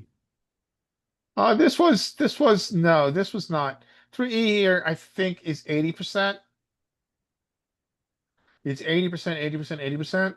I did not choose that. I chose a 60. I do You can not make it up have on the, my, you can make I it do up not on the have my turn. geometric sizing memorized, unfortunately. I mean, I could figure it out, this, if I were a smarter player, but So now I, that I you're on don't the mind at turn, all. go 2E.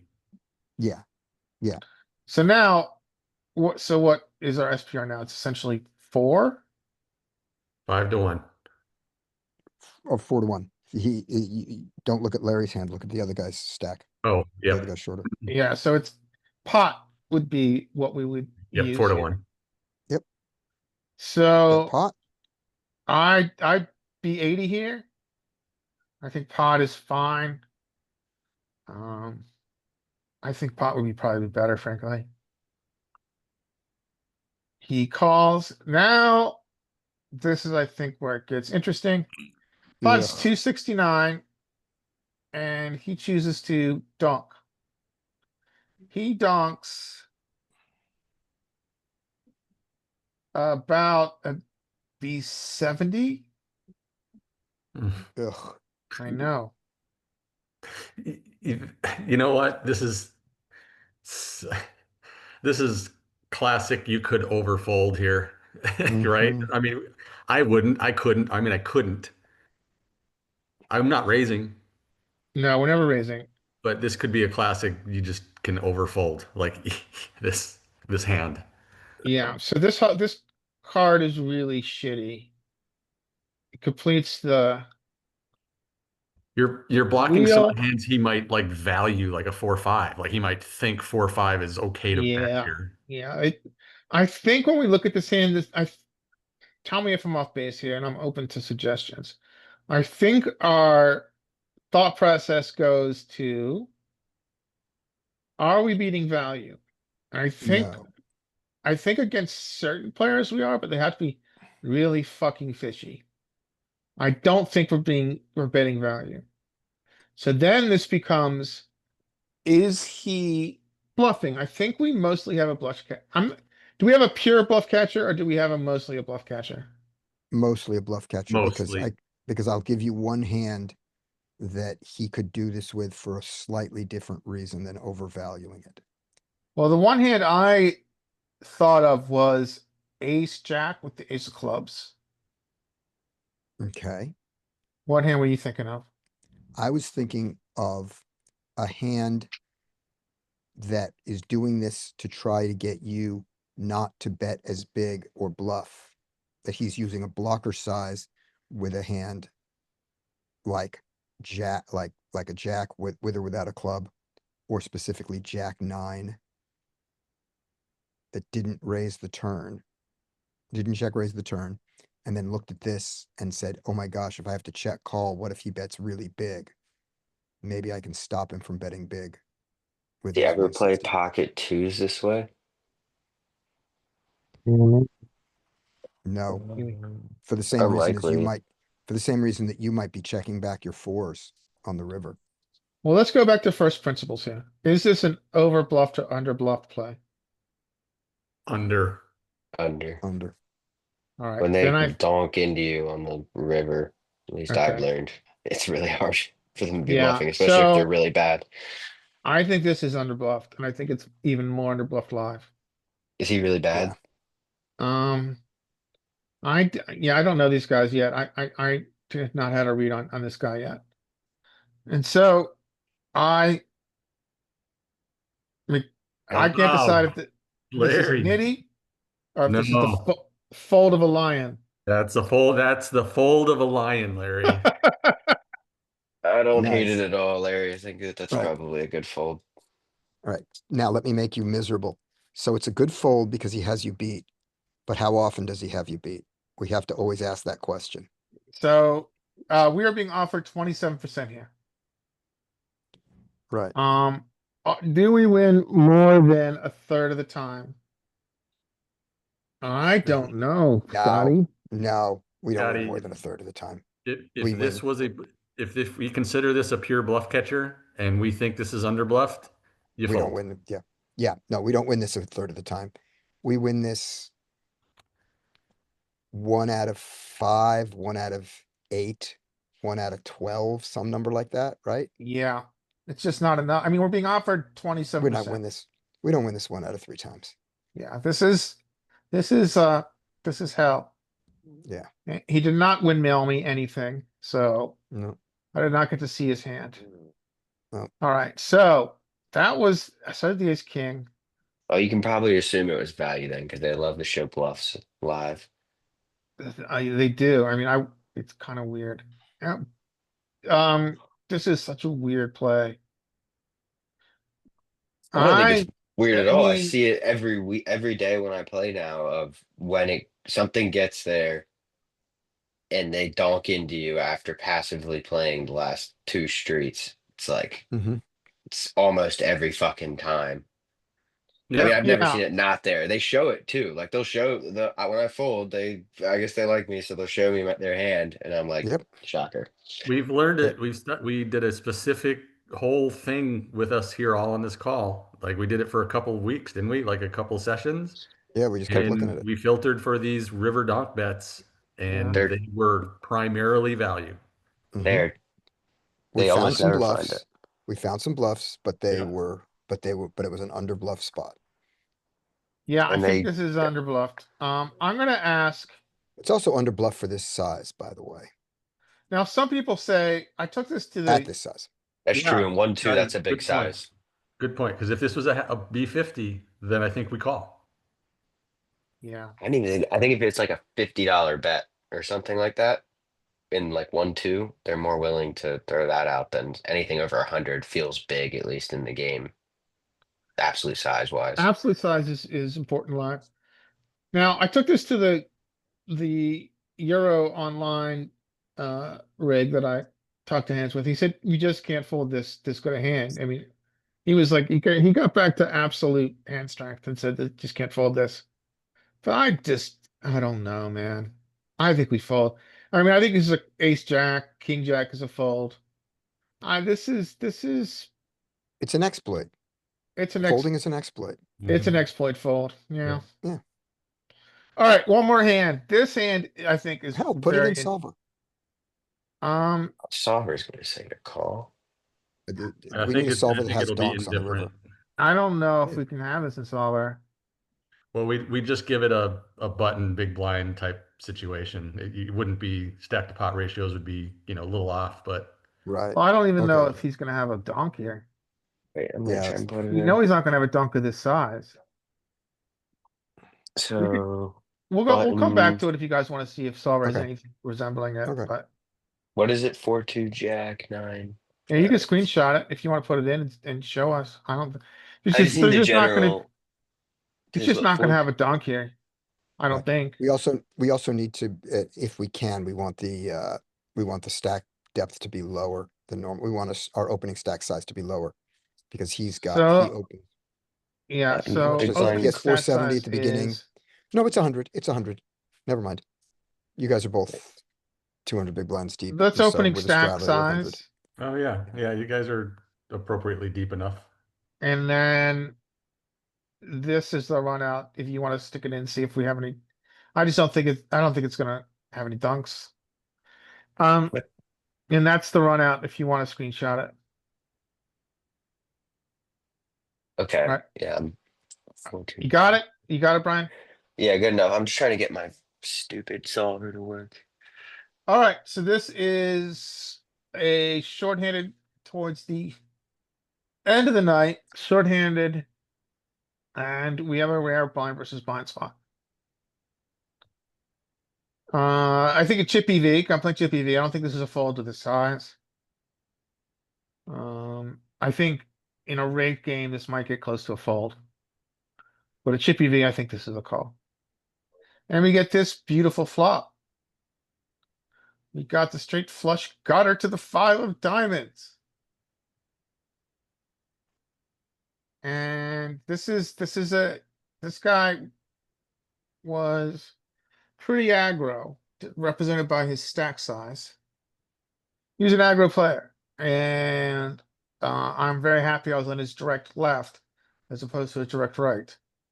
So he uses this large size, over bets. I think against an overbet, we don't have very many imposition raises. This would be a more interesting hand for solver. We don't have very many imposition raises. Agreed?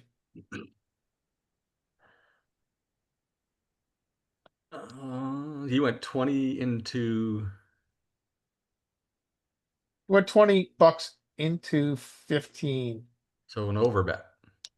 The overbet. Yike. And pre-flop was raised and called. Free flop was a small raise, so he raised Okay. pretty small. Yep. We call Yeah. pretty small for live. And And he then we overbets. get this flop and he overbets. So live is weird when I played, like, this is an overbet, right? Relative to the pot size, but is this like a kind of $20? Is it like, Yeah, it's kind of standard. Yeah, I you see know your what I mean? point. I think that's important to think about. Like in my game, it's always 10. Yeah, Even if I it's an thought of overbet. this as being. Yeah, I think this is a big bet, I think. I think he understands the situation enough to understand this is a big bet. This is an aggressive size bet. Okay, cool. Yeah, I think calling or raising is just fine. Okay, so we call. We get the 2. We like that. He now downsizes. He bets 35 bucks into 54. So that's B75. B70. Ooh. We Oh, call. man. I don't think we have a lot of value in raising here. This is where this hand gets interesting. Repeat 7. Pot is 124 bucks. And then he down bets. Oh, I would totally be raising. Yeah, He's down bets. And I'm like, we have showdown. What our pot Yeah. odds are just ridiculous here, right? You don't So, really have showdown though. If he has anything, you're beat. yeah, that's He's valid. not doing this with a 2. But we're being offered 20%, worse right? We're being too. offered a really cheap price. But Larry, you pointed it out. This is a scared bet. Yeah, this is a scared bet. And I'm sure you could totally call here in small blind, big blind, but I'm with Brian. I don't think you're winning when you just call very often. I think you're mostly losing. And I think when you raise, I think you will win more than you should. That's You're like going to win the more often when you raise yeah, it's than like just the calling. hungry horse thing. What does he always say? Is it more profitable to bluff catch or bluff raise? I think bluff Yeah, raising would be he more likes this play a profitable. lot. So he's got showdown, but he doesn't think he often wins with his showdown. So he will raise. He does this a lot out of position. He will check raise. So, so did you guys see the size I used? I did. I thought it was too small. What size I would didn't you? see the size. So, Well, you don't need to go huge because if he's doing this with any air, you don't have to go big. He's gonna fold out. It depends what you're trying to fold out because he's not folding a 7. Pocket He fives, pocket pocket 5, 6s, sixes, some both 3s and those. 4s, A ace single, yeah, 3, a singleton 3, ace 3, ace 4. You're and really trying to get 8s, 9s. 8s and 9s, you gotta go big enough to tell him, I really do have a 7. I think that your size is fine then to get those things to fold. It Yeah, but not depends on the the ace. game. Yeah, the 8's probably maybe not, but anything other than the overpair. I think if you're going for an overpair, you gotta go like 200. Oh, geez. Well, that was easy. Oh, no, I think you gotta call it off now here. he says, and now he goes, Eat some of this. I was just gonna say, now snap them off now. What? w- What That the fuck? is a play I am never making. This That's play is ins- suicidal, we can agree, right? oh, that's insane. Yeah. You know I'm aggressive, but I'm not making that play. So when I try to deconstruct his thought process here, what do I come up with? Fuck He you. just wants to gamble. Fuck you in the And neck. That's what he's saying. So I I think think that's that's his thought possible. process. I mean, so does he make this small bet saying, I am going to induce a raise because I think you've got a flush draw or a straight draw, which is busted. Is that what he's saying? my question here is what do you guys think about raising the turn? I mean, you get showdown, We have but so I much like equity. I think you raising is okay here in a lot of spots. you have a ton of equity and you don't mind some This folds. is actually a more interesting hand for solver. So if we change this, I'm gonna make these ranges wider. So I'm gonna go to NLK 1G and I'm gonna use general. I'm gonna use this.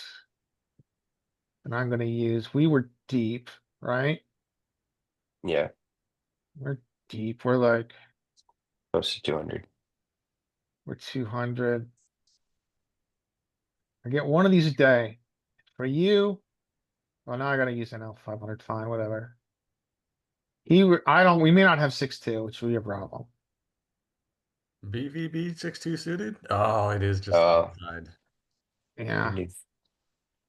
Um, 6-3's How kind different of is it than close. 10 deuce suited? Let's see. What did your six, did your six give you a draw there yeah, it from gave the me a beginning? draw. Okay, Gave that's a me a problem. draw it gave me a draw to the 5. You have 6-3. 6-3 is, no, you don't have 6-3 of diamonds. Can't. Okay, you're screwed. Yeah. Alright, we'll skip it. Just to make you feel a little better, Larry, Solver says pure fold fours, and there are donks on the river by that guy. Oh, whoa, show us. Alright, stop share. Share. No, not that one. Where's the red button? Not there. There it is. Show us.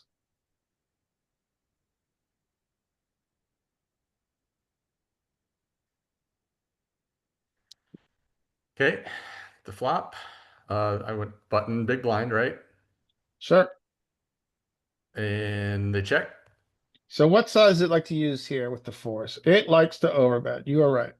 Yeah, you could use small too, but anywhere in between. But it certainly you can see all of the big bets happening all over your range. Yeah. Yeah. Oh, that's a good point.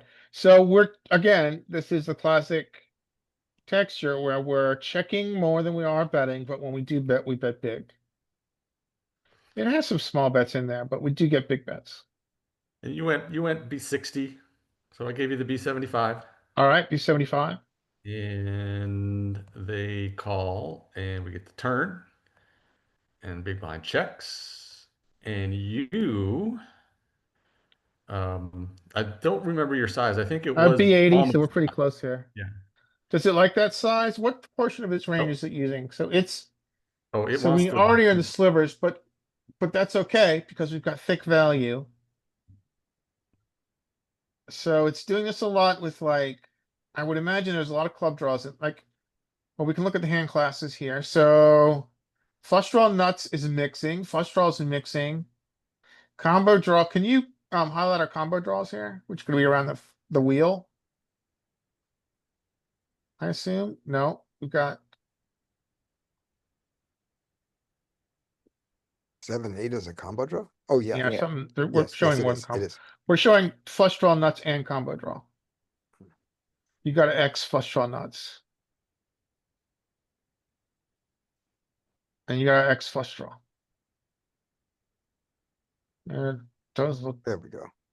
like combo draw. I guess the round, yeah, like the jack nine.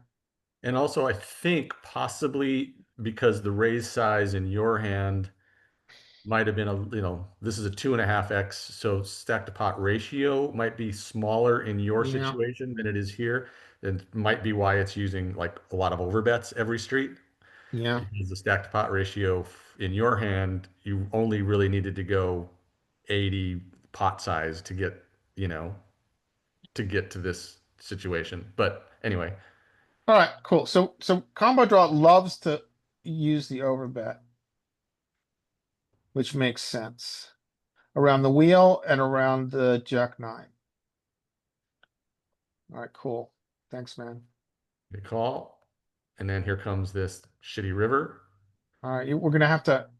Okay, there it is. It disappeared on its own.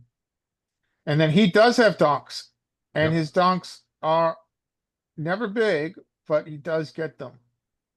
And so we look, his donks are primarily composed of high equity hands. So his flushes, and he tiny bets his straight flush sometimes.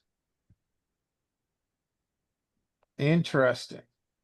So around flushes, and then he's gonna have some bullshit with that. Right. And then he Right, gets a queen shoves 10. with a mix of, I assume those are his nuts on this non-paired board.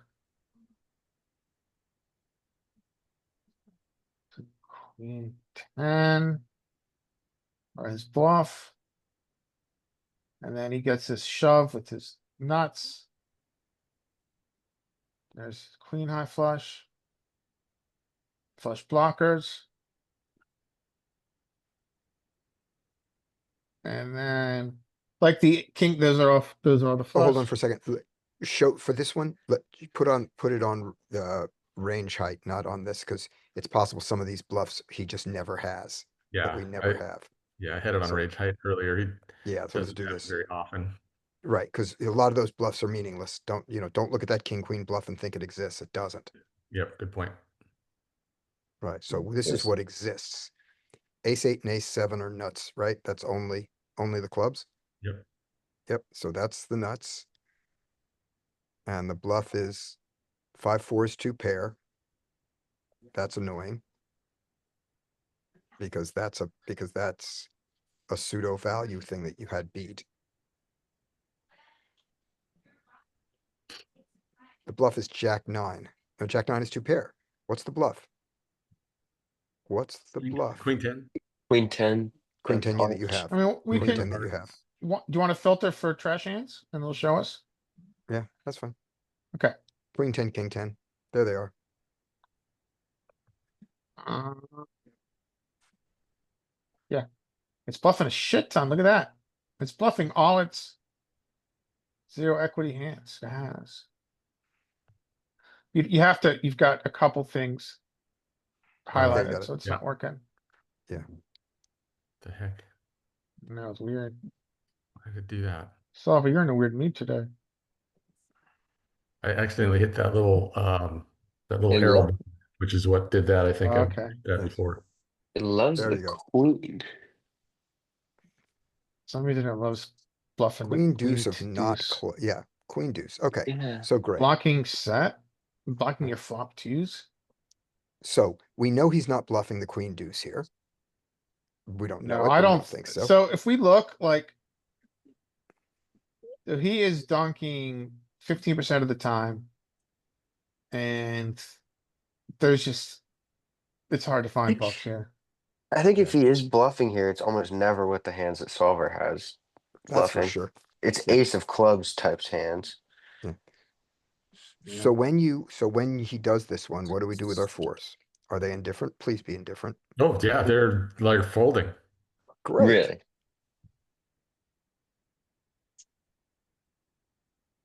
Yeah. Great. Good. Wow. So he Good used fold, like a Larry. B60, B70. You're showing a B60, yeah, we're full. We're indifferent. Good fold, Larry. Alright, the computer overlords approve of my knit fold. I wouldn't have found it, even though I need Hello. to. I think it's even better than this shows. Yeah. Ace gate. So So I had three hands and I have shown you all three. I have And another one Scotty, I I can don't, you're put not in a place where together. you can show hands, right? Another one I can put together real quick.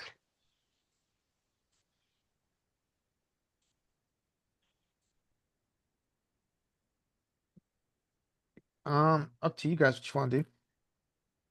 Hey, guys, sorry can- about that. So, I can talk about one hand and then I'll gotta go. All right. Ooh, Poker Coaching Premium is free until November 6th. Get there. It's great. We love poker coaching. All right. This Barry, is tell just your from, Euro trash guy that he can suck it. uh, yeah, yeah. If the solver has got all those folds, We can fold. then we certainly can fold. Yeah, when it's got all those bluffs, we can clearly fold. Yeah. All right. So my question here, this is from yesterday. I wanted to talk through the last thing. And then I'm gonna go pick up my wife from the hospital. I'm in the hospital right now. But she's, she was still in surgery, so I could still do this, Well, good luck with your wife, of course. There you go. Sorry to hear that, She's Scotty. I hope fine. she's doing It's okay. cataracts. It's cataracts. All right. It's nothing, and I'm a terrible husband, and also a great husband. All right, so You're a um, polarizing husband. I'm a polarized exactly. So so this was the last hand that we played when we looked at here. And the question is, on this, we think the right play here is just take the check raise, right? That's the most natural thing in the world. Yeah, I think we agreed at this SPR we should take check raise. Take the check raise. And against his exact hand, if we knew his hand exactly, that he has the 9 of hearts and the 9 of spades, that if we know that, then if he's gonna call us, we want to raise him, and if he's gonna fold, do we want him to fold for 300 more? Is he getting the right price? So that's a Two pure cards pot to odds versus come. equity question, right? Yeah, so let's see if we wanted him to fold. So the pot is 700. Right. So here After we go. you shove over him, he's gonna, Yeah, he's got, so let me see. So he's after this is how much equity he has. pot will be essentially, Spades. so he's got to pay probably 900 and he'll have to put $200 more in, right? Yeah, he's So 9 of he's, hearts. he needs a 20% equity requirement. 9 of clubs, and the flop, and the board is 10-7-5 of hearts. There we go. It's funny. This is the hand I had to leave yesterday on. I'm gonna have to leave again. Oh. Why are you not letting me do it? Did you just screw up my license? All right, somebody else may have to put this in. Let's take a look if it just calculated wrong. Okay. Oh, there we go. All right. So he's got 30% equity. And what was his I pot think odds? he needs 20% because, We can't make him make a mistake. yeah, The only thing we can do is we can make a mistake ourselves by letting him get there for free. yeah, I think a shove is better. If he bet here, we would call it off because we still have lots of outs. Now, Yeah, we can't fold. now, can we fold to 200? I don't think so. I know. Yeah, I don't think we can. Because does he ever do this with aces without the ace of hearts? Yeah, I mean that's what we're counting on. We're counting on Yeah. him value betting, and he probably should, in theory, value bet more hands than anything that just has a heart in it. Yeah. Yeah. Okay. Then we're fine. We have a But theme Alright. of sets running and getting in hell here. Yeah, that's our sets. The last question was, what do we think about ace 5 suited in multi-limped three blind pots. So limp, limp, limp. So basically, imagine you're in the small blind in a regular game or in the big or in the middle blind in a straddled game, and it's limped around to us. Do we like raising the ace five suited as the solver special, or do we like calling it as a small suited ace? I think it all depends whether the big blind is going to be aggressive enough to constantly ISO whoever's limping. And yeah, because Right. ace five is going to beat a lot of the other trash that people are limping it in with if they hit their flush and you have the same flush. That's for sure. That's for I'm sure. gonna, I'm gonna But do ISO. we, but do we want to spend more money for it, or do we want to call it a small suited ace and just mostly lose the pot and win a big pot when we get there? Well, what, we're supposed to open that from the low jack, right? Ace five suited? Oh no, we can open ace five suited from under the gun. Okay, No then problem. I would just ISO it because I Okay. don't really wanna, I mean, it's nice. I just don't wanna be completely out of position the entire way, multi-way.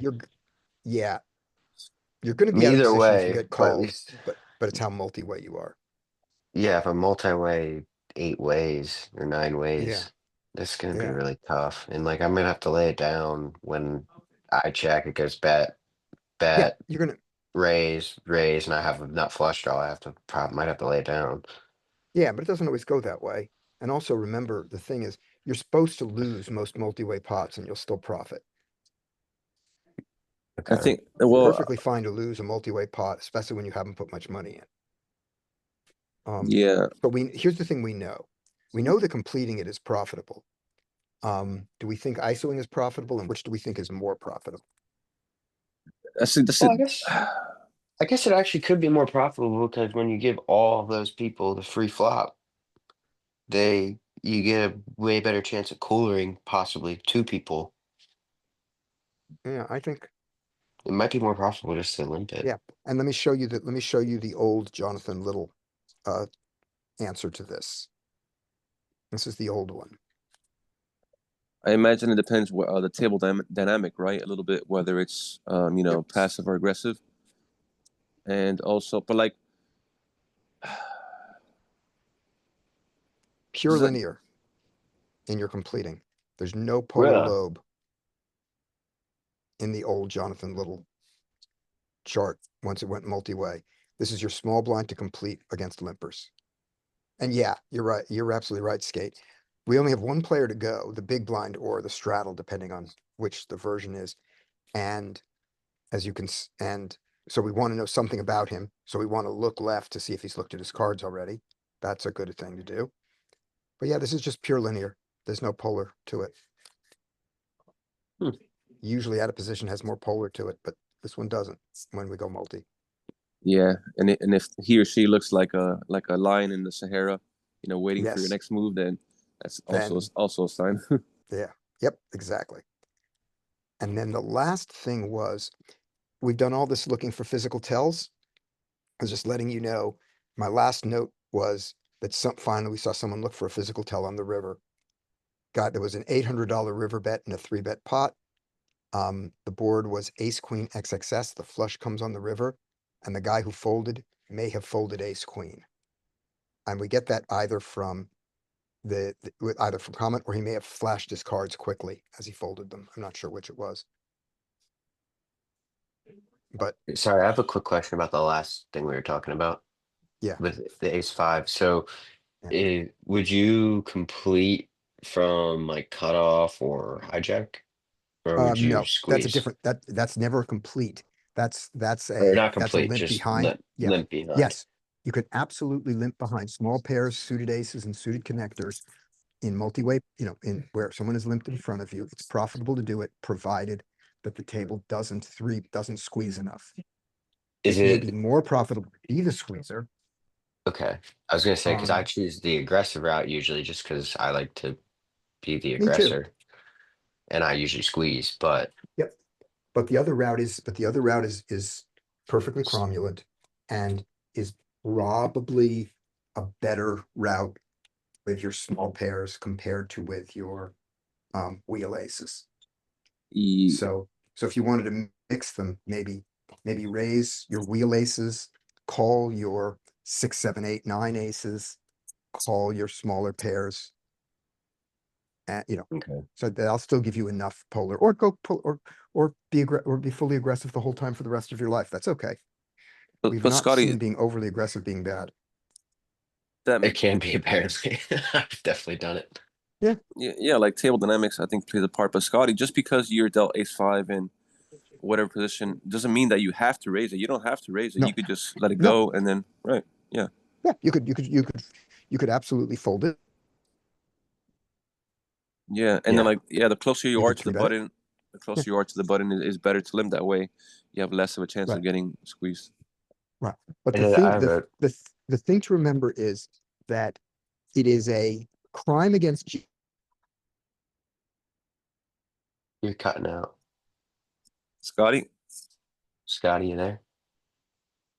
oh, shit, We that's lost just the him. thing to remember. Scotty, you're back. We didn't We hear did- what you Oh, you said. lost me? Okay, Yeah. bye. I'll step over here. What I said was bye, guys. I gotta leave now. We'll talk more. Larry, you and I will talk later today. I'll give you a call about setting up the room for Friday, because I'll be on a plane. He had to step away, but I'll tell him when he gets back. Okay, great. Bye. All All right, right, bye, see you, Scotty. bye, Scotty. Drive safe.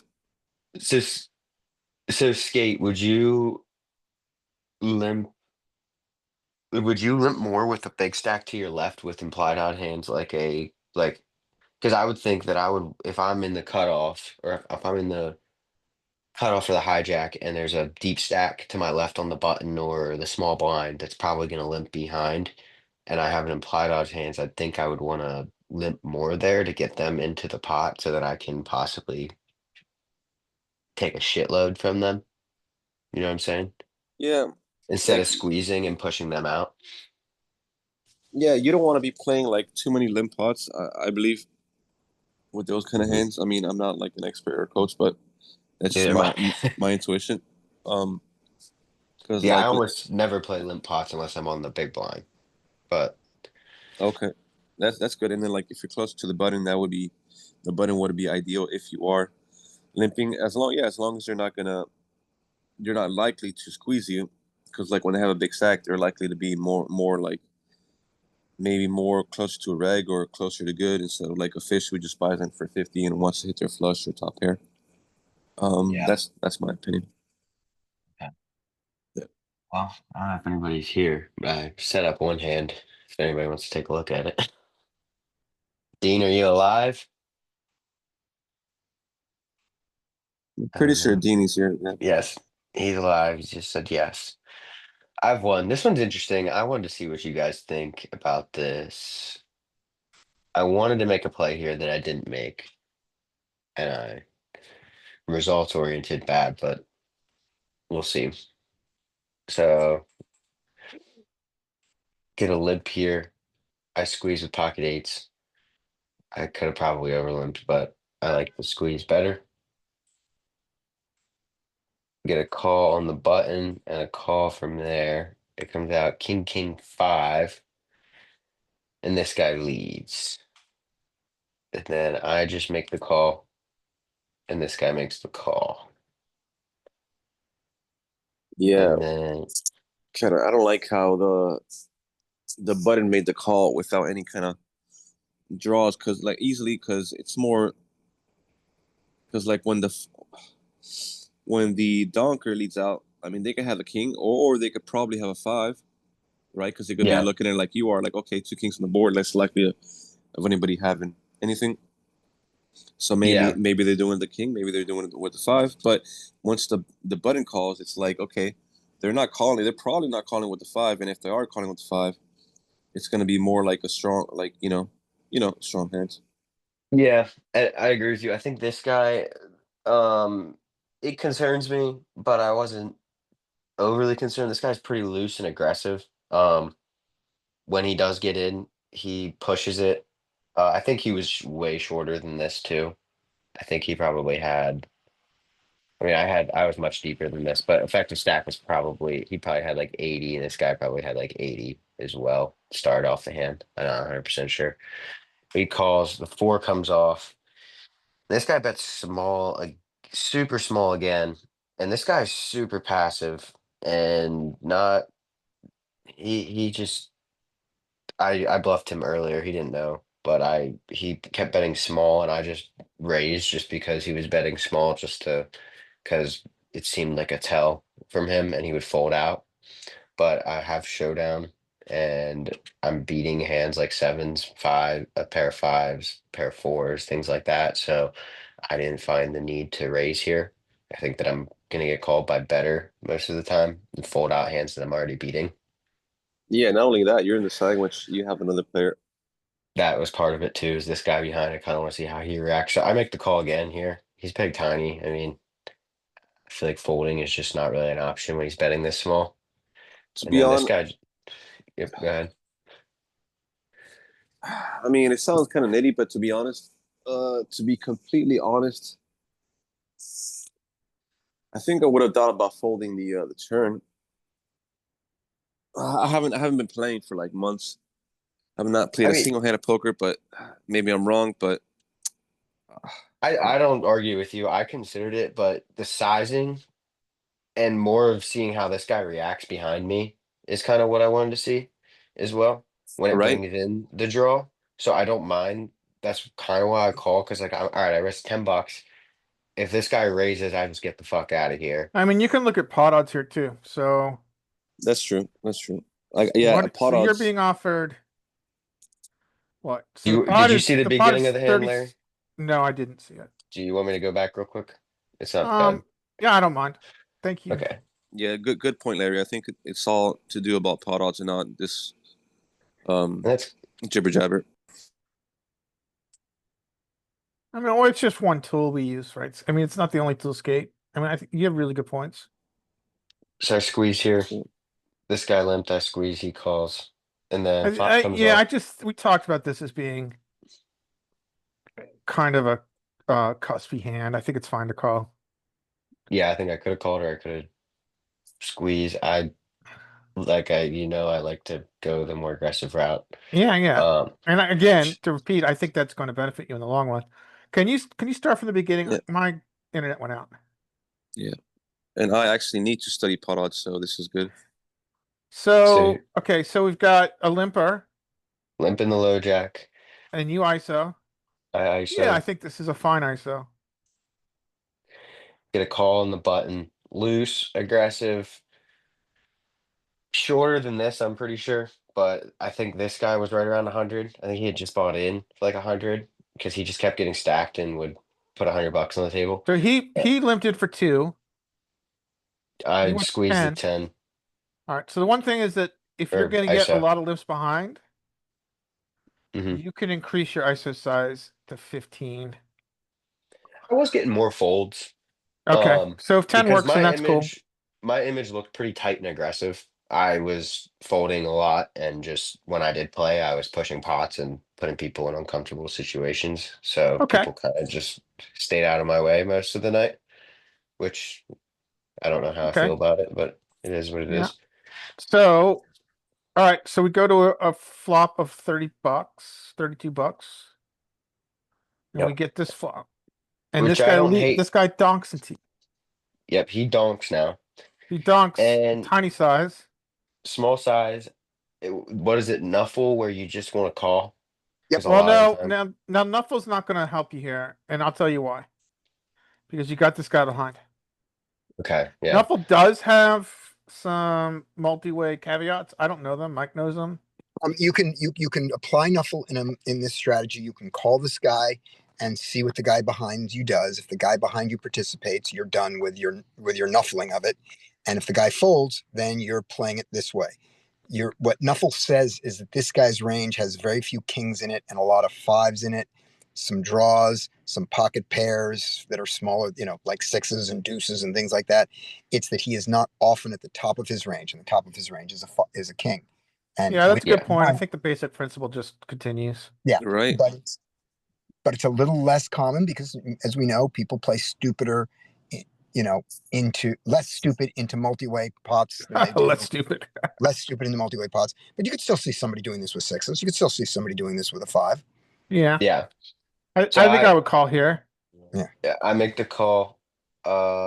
This guy calls behind. Like I said, this guy was pretty aggressive. So what I had seen from him was that the only reason I don't think he might raise when he wouldn't raise when he has a king is just because the board's dry. Yeah. Um, I Uh, could see him making that raise though, even if the board is dry, just because of the way. I think he got not even. They always call it a cooler. It's not a cooler. They just play like shit and then get stacked, and then they're like, "Oh, it's such a cooler." But he lost with hands that were ahead, so he would generally was pushing early to try and push people out and take down what he could. Is my Thi- well. Yeah, but this hand he has no reason to raise a king. He's Then not afraid then of anything. yeah. oh, and also I just want to interject to get your guys' opinion, but because like yeah, because like when I used to play live, these sort of donkish people would like, I mean, right when people bet, like sometimes they would bet the amount of their hand, like they're a 10 on Yes. the board and they would bet 10, or you know, Yes. five, Yes. right, isn't it true? Yeah, Yes. you're not Yes. wrong. Right, Yes. this might be happening here. Yeah. They thought I was doing that because I had pocket sevens and I opened to $7, which is Yeah. just what I normally open to. Yeah. Yeah. But But but once this guy calls behind, you should be looking very seriously to putting no more money in this pot. That's okay, important. There's an I exception if the turn goes check check check and the river goes check to you and they hit an eight, but you know, or the river goes check, you check, and now the button bets $10. Maybe you're going to call his $10, but you're looking to put no more money in this pot now. You're expecting to lose this pot. You're expecting to be done with it. okay. Well, that's not what I did. No, But let's see what happens. he bets 10 again, and I just think this is so weak. The 10-10, it's they do start to size up generally when I play against these people. When a Mhm. draw comes in, they will start to size up with king. So this guy, I'm thinking like something fives, some sort of pocket pair lower than a king. Obviously not aces. He limped. Um, I, I wouldn't think he'd have many jacks, tens, queens because he limped and then I squeezed and then he just and I ISO'd and he called. So I I don't think agree he with all has. those words, but what about the other guy? What are you putting the other guy on? Well, this guy that was starting with this guy, Okay. and then this guy. So this is my reasoning here. I don't really know what the hell this guy has. This Okay. guy was chasing a lot. I would say he can have kings. I think I'm gonna find out right now if he has kings or not. Right here, Okay. depending on what happens, is basically where I'm gonna get that information on whether he has the king because the draw came in, and the Right. guy's probably gonna start to get pretty aggressive here and start trying to push the Hmm. pot. So I make the call because one odds. What do I need? He's betting less than what does that come out to? Like 28% or something pot. So I need like 20% to call. Um, it's pretty good odds. And this guy, and then I'm gonna find out right now whether I need to get the fuck out of here is kind of where my reasoning is. I think the fold is completely reasonable and I can probably just get the hell out of the way right now. Yeah. So you're saying that you don't mind losing another. He's betting five, right? That's the size. It's $10, but five big $10. blinds. Yeah, five. Yeah. You're not afraid. You're saying I'm willing to lose another $10 for this amount of information. That's what Yes, you're saying. which I Okay. don't, I think that's somewhat reasonable. It might not be, but I think that I'm gonna find out real quick whether I'm destroyed or not. Okay. So I make the call, and this guy calls behind. So now I don't. I'm really kind of baffled on what this guy has. I mean, maybe he just picked up a draw, but I don't know how he Mm-hmm. would have got here in that situation. Mm-hmm. A lot of fives, maybe. 4% Twos, one time. threes, and then a seven comes off, which would complete some draws. This guy just bet so fucking small again, and I was so pissed off because I would fucking blast the hell out of this guy if he wasn't here. And I was Mm-hmm. like, I wanted to blast him so bad, and now I'm sitting here like I think I have just a bluff catch, not a bluff catch. It's not even a bluff. I think I have value here. in my head, when this guy just calls behind again, the only thing really is 6-8 got there, 6-3, but how the fuck does he get here with 6-3? I mean, it's possible. I mean, um, possibly could, yeah, I don't know. In my head, I think I'm ahead of a lot of hands. I think 6-3 and 6-8 are underrepresented in his range. Let's put it that way. We don't know that they never have it because the guy had deuce 3 that time. They're underrepresented in his range. Yeah, so in my head, I think I'm ahead a lot here because I just don't think he's getting here though with that Mhm. backdoor straight. Now, when you And flat here, just there's one thing to be aware of. Remember how much you want to blast into this first guy? yeah, I really wanted to. You really want to. How much permission are you giving the button to do that if you just flat here? A How decent much? bit. Yeah, you're telling the button you don't love your hand, and he's told both of you he doesn't love his hand. Just letting you know. I don't know if the button is listening, but He's not, but I okay. really wanted to, and even with him in, I still considered it because I was like, I feel like he's pretty capped here Right. when he just calls here on the button, on the turn. When he I, goes call to that tiny little bet, I feel like he's pretty capped here, and I can try and blast into this guy. And but I was also thinking like, what do I need to fold out? I think I'm not really I think I'm pretty much only folding out hands that are worse than mine, and he's yes, not folding a king. yes. So I was like, it might not make sense, but I was like, does he have something like nines or eight or tens or jacks? I just don't think so. So I just make the call because I think I'm ahead here a lot. Hmm. And I make the call, and this guy folds, and then I was kicking Oh, myself in the nuts after because oh, I wanted to blast him off a hand like that, but I was like, I don't think he has that. But I don't know. I just thought it was a funny hand. Just wanted to show you guys. yes. But Wow. yeah, I was like, I just didn't. It was pre-flop, and now I have a note on this guy that at the bare minimum he limps nines from somewhat what middle position. Right. So What do we think button had? oh, fuck, that guy was. I don't I don't see him folding a 5 or a 4 or 7 on the river there. Definitely not a king to a $10 bet.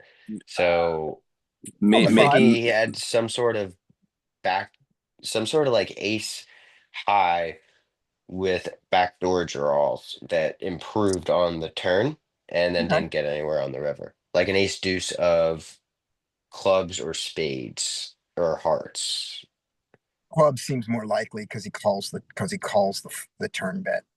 Yeah, Yeah. that's I would say Yeah. most likely clubs, but Mm. possibly spades or hearts as He can well. have a five. He can have a five. I don't think he folds the 5 is the only thing. But After you call?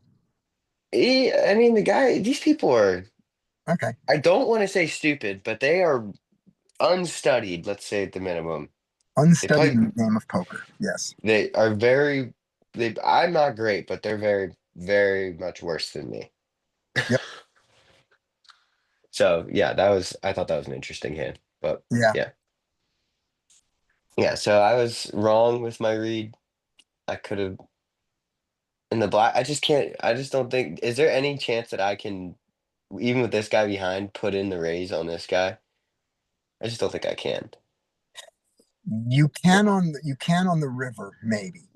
And, That's what I but I yeah. don't think you can. I don't think you can on the turn because um Because you don't know what the button's gonna do yet. Because yeah, yeah, give the I feel button a king. Give the button a king on the flop. He doesn't have to raise it. He doesn't have to raise it. Yeah. Because if it goes check, check, because he can guarantee that the turn has as much money in the pot as he wants, right? Hmm. So so he doesn't have to raise. On the turn, though, when only $20 is in the pot, if he has a king, he might say, well, $20 is not enough in the pot. So now I need to make sure there's more. But then again, if he doesn't trust his kicker, That's even a true. king against two players may not raise. So it's dicey. Yeah. It's a play I really wanted to make, and I resisted because I thought I was ahead enough Yeah. of his range to just call instead of blasting him. But turns out there was hands better than mine that I definitely could have got him the fold. Yeah. But he could have been here, but we also know that this could have been, if this is nines, this could have also been sixes and seven, Yeah. which then Yeah. gets on the river Yeah. So at ace five. yeah, just a little hand. Okay. Was kicking myself after that one though. Alright, so. Scotty, you are back? Are On you gonna have to Friday? depart shortly? Oh no, I'm going to depart. I'm going to depart again shortly as soon as they bring out my wife. Okay, I hope all went well. Yep. Yes, it did. She's going to Good, be good, fine. good. My Good to mother hear. just had it and Okay. she thought it was extraordinary. She just thought it was an amazing experience being able to see that much better after she was done. Yay. She got both eyes done at the same time. So they're going to take her out here with probably completely blind. It's going to be great. Alright, well, I have hand. So Larry, Yeah. what's going to happen is Friday, I'm going to be on a plane. So you and I, so later today, are you around just sort of later today? Yeah. Okay, I'll give you a call and we'll just reset it so that you can log in and open everything up. Okay, is it, so. Where are you on Thursday? On Thursday, I fly on Thursday and I'm flying internationally, so I have no idea when I actually arrive. Okay. Can we do that later in the week? And I'll tell you why. Otherwise, I have to Yes. leave Zoom open the entire time Oh, on your no. account, because if I close it, Then it makes you do it each time. All right. then I don't think it's gonna give me access again. Okay, let's do it. Let's do it. Well, we can just do it. We can do it tomorrow or Thursday morning. Okay, that's fine. Tomorrow's fine. Tomorrow evening is fine. Do you want to do Okay, tomorrow tomorrow evening? evening. We'll do tomorrow evening. Yes. All right, thank you, Scotty. As Okay. always, everybody shout out to Scotty for giving us Yeah. the do. Yeah. Best husband in the world. The best fucking husband in the world. I tell my wife about being a polarizing husband. She's gonna like that a lot. And there she is. Okay. Be All right, linear. okay, thanks, Scotty. Bye. See ya. Talk to you Wednesday night. Uh, All right. all right, And gents. all right. We're out See you of guys hands. later. Button. I feel like Button didn't have a 5. They probably had like a medium pocket pair because an ISO pot less likely they had a 5. But How did you find out his hand? Did you turn it? Did he turn it over? Or you call?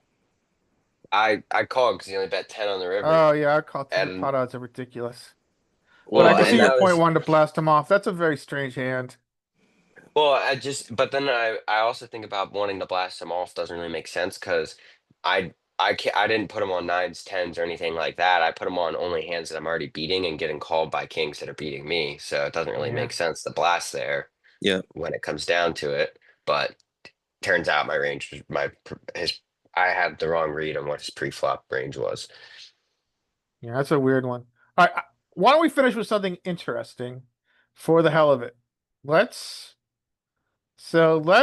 look at a quiz, a cash quiz on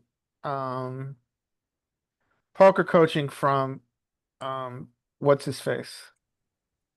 I think this Gripsid. Yeah. Gripsid. And then we'll call Alright. it. Meetup Sounds game good. straddle pot with 7 deuce. That's not interesting. You guys want to do that? And we'll call it? Hell yeah. okay. All right. So I have to click the button to share my audio. Share sound. Optimize for video sharing. That sounds sexy. Let's do that. Okay, whatever. Optimize for video sharing. Here we go. Share. Can you see my screen? Yes. Yep. All right, cool. So let's see. We got these are Gripsid hands. I'm going to be nasty. I don't like the way she plays. Do you want to play the suited ladies in position? At 1-3. 1-3. Yeah, sure. All right, suited ladies in position. Hello, poker coaching members. Evan Jarvis here for. Can you hear the audio? Yep. All right, we'll start from the beginning. All right, so do you guys ever do these? I love his names. They're not as good as they used to be, but Hello, poker coaching members. Evan Jarvis here for pokercoaching.com, coming at you with another cash game quiz.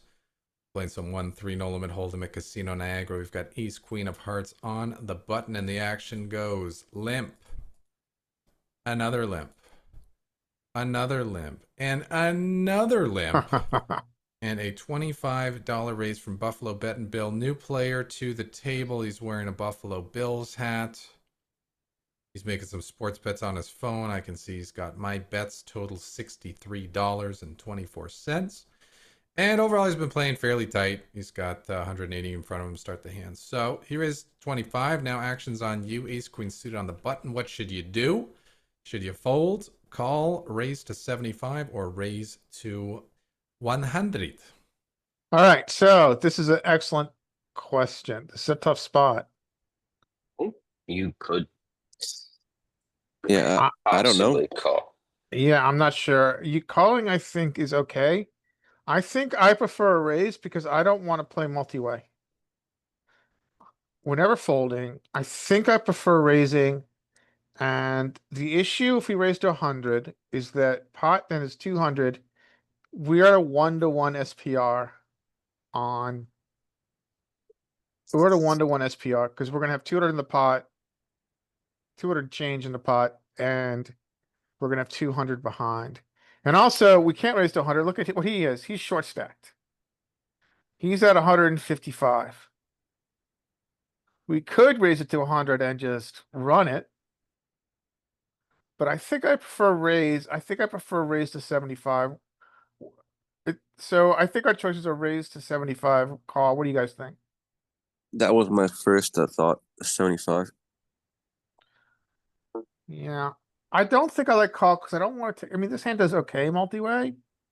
We can make straights and we can make flushes, but I like raise 75. Dean, what do you think?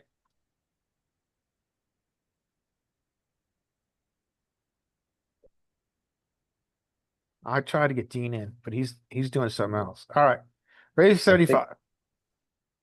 What do you think, Brian? I think 75 is good. The only reason I didn't like the raise is because of how tight he says the guy is, but Yeah, he's tight. That's true. That's a very good point. But I don't think we want to be multi-way, and 75 allows us. 75 really doesn't allow us to fold to a shove. He might call here. I mean, are you cool? Are you fine with just getting it in? Let's go through our options. Process of I th- elimination, like a see, he likes the multiple call. choice quiz. Yeah. We're not I'm not no, against a tight player, I don't think this is a good get in. It's close though. Ace king's a no-brainer. He likes call here. I didn't like call because I don't want multi-way. Let's see what Gripson's argument is here. At least you're not against a super tight range a very good. post flop pot Very committed. good. And you're also Let's go not through our options. out of position. Process of elimination, like a multiple choice quiz. So let's go through our options. Process of elimination, like a multiple choice quiz. We're not going to fold ace queen of suited. It's a very good hand. Yes, I said ace queen of suited. Ace queen suited, we're not going to be folding. Very nice hand. What about 3-betting to 100? Seems a little excessively large. The main reason we would want to 3-bet is to isolate Buffalo Betting Bill and knocking out all the players who limped in. If we are looking to isolate Buffalo Betting Bill, we don't need to make it 100 to do so. We can definitely accomplish that by going 75. Heck, we could probably accomplish that by going to 50. The downsides to that are, or the points against that are, he's been pretty tight. He's making a largest raise size. Granted, there are a bunch of limpers, so he should be raising, you know, larger than he would otherwise. But it still feels like a larger raise coming from him, 25. And if we 3-bet and then he jams, well, I guess we'll just feel like priced in to get it in. And then we're getting in against a range of probably 10s plus ace king, which is not all that great. What we do want to do is get action from the hands like king queen suited, ace jack suited, or see a flop first and maybe outflop jacks, 10s, 9s, 8s if he's raising. with those hands. Eights might overlimp, honestly, the way he's playing. And yeah, we don't love all these other players seeing the flop, but they are going to be in there with worse aces, definitely worse suited aces, worse suited broadways. These guys will probably play some offsuit ace and broadways. So we don't hate them coming in the same way we don't love them coming in the pot with us. But we're good at poker, right? We can assess the situation and navigate post flop. We're poker coaching members, man. Yes. We're the shark. We are being the shark, and the shark is not afraid of going post flop with some less skilled players. So yeah, we're I just gonna disagree. call. I would want to take We're this going to heads be the up. shark that we know we're capable of being. Jay's and Derulo calls. Shorty Now- Stack Sports now look calls. at you. Mitchy boy knows what's up. He folds. The guy with some money Now, calls. this is and what Buzzword happens. Sweatshirt I see. calls. I we are like an going ISO. 6 ways to the flop. 154 in the middle. Now this hand is pretty here, but it's a lot prettier fucking heads up. Somebody has 2 pair. I really like an ISO here. I don't like the overcall. And we get a pretty good flop, all things considered. Pair of aces, queen kicker, best kicker, and it checks to Buffalo Bentonville, who bets 55. So about a third of the pot, bigger than his pre-flop raise, but not massive. Actions on you. What should you do? Should you fold, call, raise to 125, or raise to 175? I think raising into this many people is pretty ridiculous. But Gripsit does crazy shit. I don't know. What do you guys think? Just gonna call. I think this is a call. I don't think I want to raise it. I don't think I want to raise No. this hand. We've got button. I don't think I want to raise it to this many people. Actually, looking back, I don't mind a raise because if you are you're beat by ace king, and with all the suited Broadway cards that could come off on the turn, if you do call by raising, you deny that equity and, Yeah. and keep a heads up. But I may be wrong. Yeah, you've got a point. And also there's wheel draws. We could deny equity to wheel draws. Yeah, nobody has aces, nobody has kings. Well, except for that pre-flop aggressor. But the best hand that those limpers could have is fours, or ace 4 suited. Okay, I see your point. Let's call this time and see what he says. And we'll do the same thing we did on the flop. You are right. Option A. Let's fold. go. Terrible. We've Fucking, you're the man. A really good flop for our hand. This is one of the main flops we were looking for our hand. Things that could make it better if the 4 was a heart, if the king was a queen, or if we flopped a flush, right?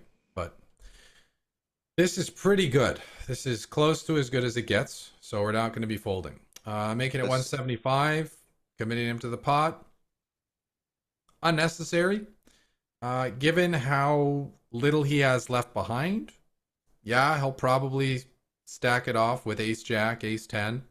King queen, probably not, honestly. He'll probably, figure we have an ace, not even wonder about pot odds. He wouldn't be getting the right pot odds anyway, but he'll probably fold that hand. And if he has one of those pocket pairs, those jacks, 10s, queens, 9s, he's not going to stack off.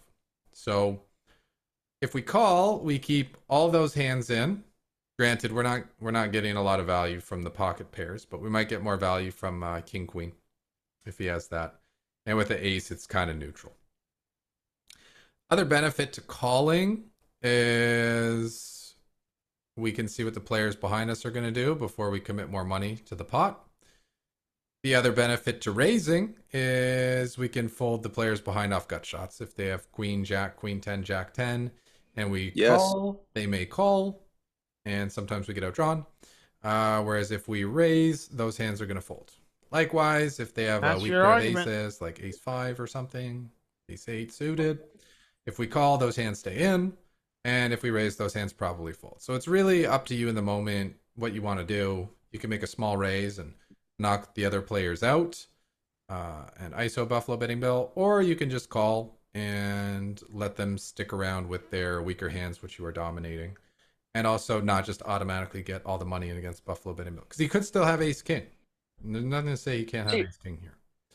I understand his point. about denying I like to equity, call. but don't you want them to Draws call? fold, and the turn is the jack of clubs, so we're Yeah, that's a now good point. also behind ace jack. But Well, now you don't. But Well, you're now, out of good news is our opponent checks, making it less likely he has. So it doesn't really So matter what we do actions here now on because you. it's What should going you in do? because Should you check, bet 30, bet 50, or go all in? doesn't really matter because it's going all in no matter what. Because of we 264, 100 behind. Just go all in, doesn't matter. Doesn't matter. Pot odds. Once our opponent checks the turn, we most likely have the best hand. If he had ace king or aces or kings or ace jack or jacks, he's probably just going to keep betting the turn to, you know, quote unquote, protect against a queen or a 10 coming off. So we probably have the best hand. Now the question is, how do we get the most value from our hand while not giving the correct price to, you know, a gut shot if he's got, I guess pocket tens is really the only hand that has that, or, you know, jack 10 suited. I don't think he has that. He wouldn't raise that big pre-flop. So how small can we go to invite him in Why doesn't he while give him still building queens? the pot Queen seems here. and not giving him the right price to continue? And in game, I decided to go 50. We're not giving him the right price to continue with those gut shots, but we are getting him pot committed such that if he calls 50 here, he's probably going to feel obligated to call 50 on the river as well. I thought that going 30 could be okay. It's a little easier for him to call. Do we really want him to call with the pocket tens here? Not if we're giving him the right price to outdraw us, which would be about that 10-1. Granted, we block one of the outs, but you understand what I'm getting at. And the other question was, could we just check to induce a bluff? And I think it's fairly unlikely that this opponent is going to bet the flop and then check the turn and then just spaz jam the river because we checked the turn. He's not really the type of player to go for a bluff like that. So it's important that we bet the turn here to get more money in and make him feel more pot committed, because he's not just going to randomly spaz bluff the river if we check. Some opponents you can do that versus Buffalo Bet and Bill, probably not one of them. So we bet, he folds, end of hand, end of discussion. But still lots of good things to be learned and gleaned and queens. from. Yeah, the, I think queens. play. So Feels like queens all day. that's going to wrap it up for this quiz. It's been Evan Jarvis. Tabs the flop. I hope you enjoyed it. Yeah. Hope you learned a Checks thing the or two. turn. And I will Folds. look forward to seeing you Yeah. in the Thank next you, Evan. one. Thanks, Grifton. Evan. All right, guys. So Friday, did we decide we're going to talk about on Friday? No, but we should talk about pot odds. All right. Yeah, we can talk Sorry. about pot odds versus equity. Hey, I have like a whole Quizlet made on that. If you want me to send it to you? Yeah, sure. You have what now? A whole. It's like a Quizlet that I made that just quizzes me on knowing like the ones you want to, the pot odds you want to know at the table and being able Oh to do it yeah, yeah. quickly. What is it like a spreadsheet or what is it? You know, Larry, I forgot you're old, man. Quizlet. I was in college recently. It's literally just like a software or website that you can make flashcards on, and then Hey, I'm you can old. you Yeah, can send me share the it. Quizlet. Yeah, I mean it's not super in depth, but it has. I also have one that has minimum defense frequency, and I pot odds a minimum defense frequency, and I have a bunch of other shit, but I can send over. Send to me, and then also send them to Skater Die. You're Skater Die on Discord too, right? Yeah, yeah. Send Where them are to me you or from? send them to Skater Die. He was asking, or you can just send them to me and I'll send them on to Skater Die. Dude, I'm gonna go to the skate park tomorrow. Now you're Nice. talking. Life is good. Yeah, dude, I love it. I still have my skateboard. I don't really use it. Oh, dude, you gotta get back on. Speaking of back on, when are you guys gonna play poker again? I'm about to leave in like 20 minutes to go to the room. All right, have a good session, man. Bring some hands on Friday. Will do. I'll have All some. right. Okay, guys, we'll talk Um, to you on Friday. Send me the Quizlets. Wait, Larry, what's the so what did you say? Did we make a plan for Friday or not? So Friday, we don't get, I think having Scotty here is important. It's because he's got a lot of energy. He's a very good poker player. He's playing for decades, but he's not going to be here. so it's gonna be a pale imitation, but,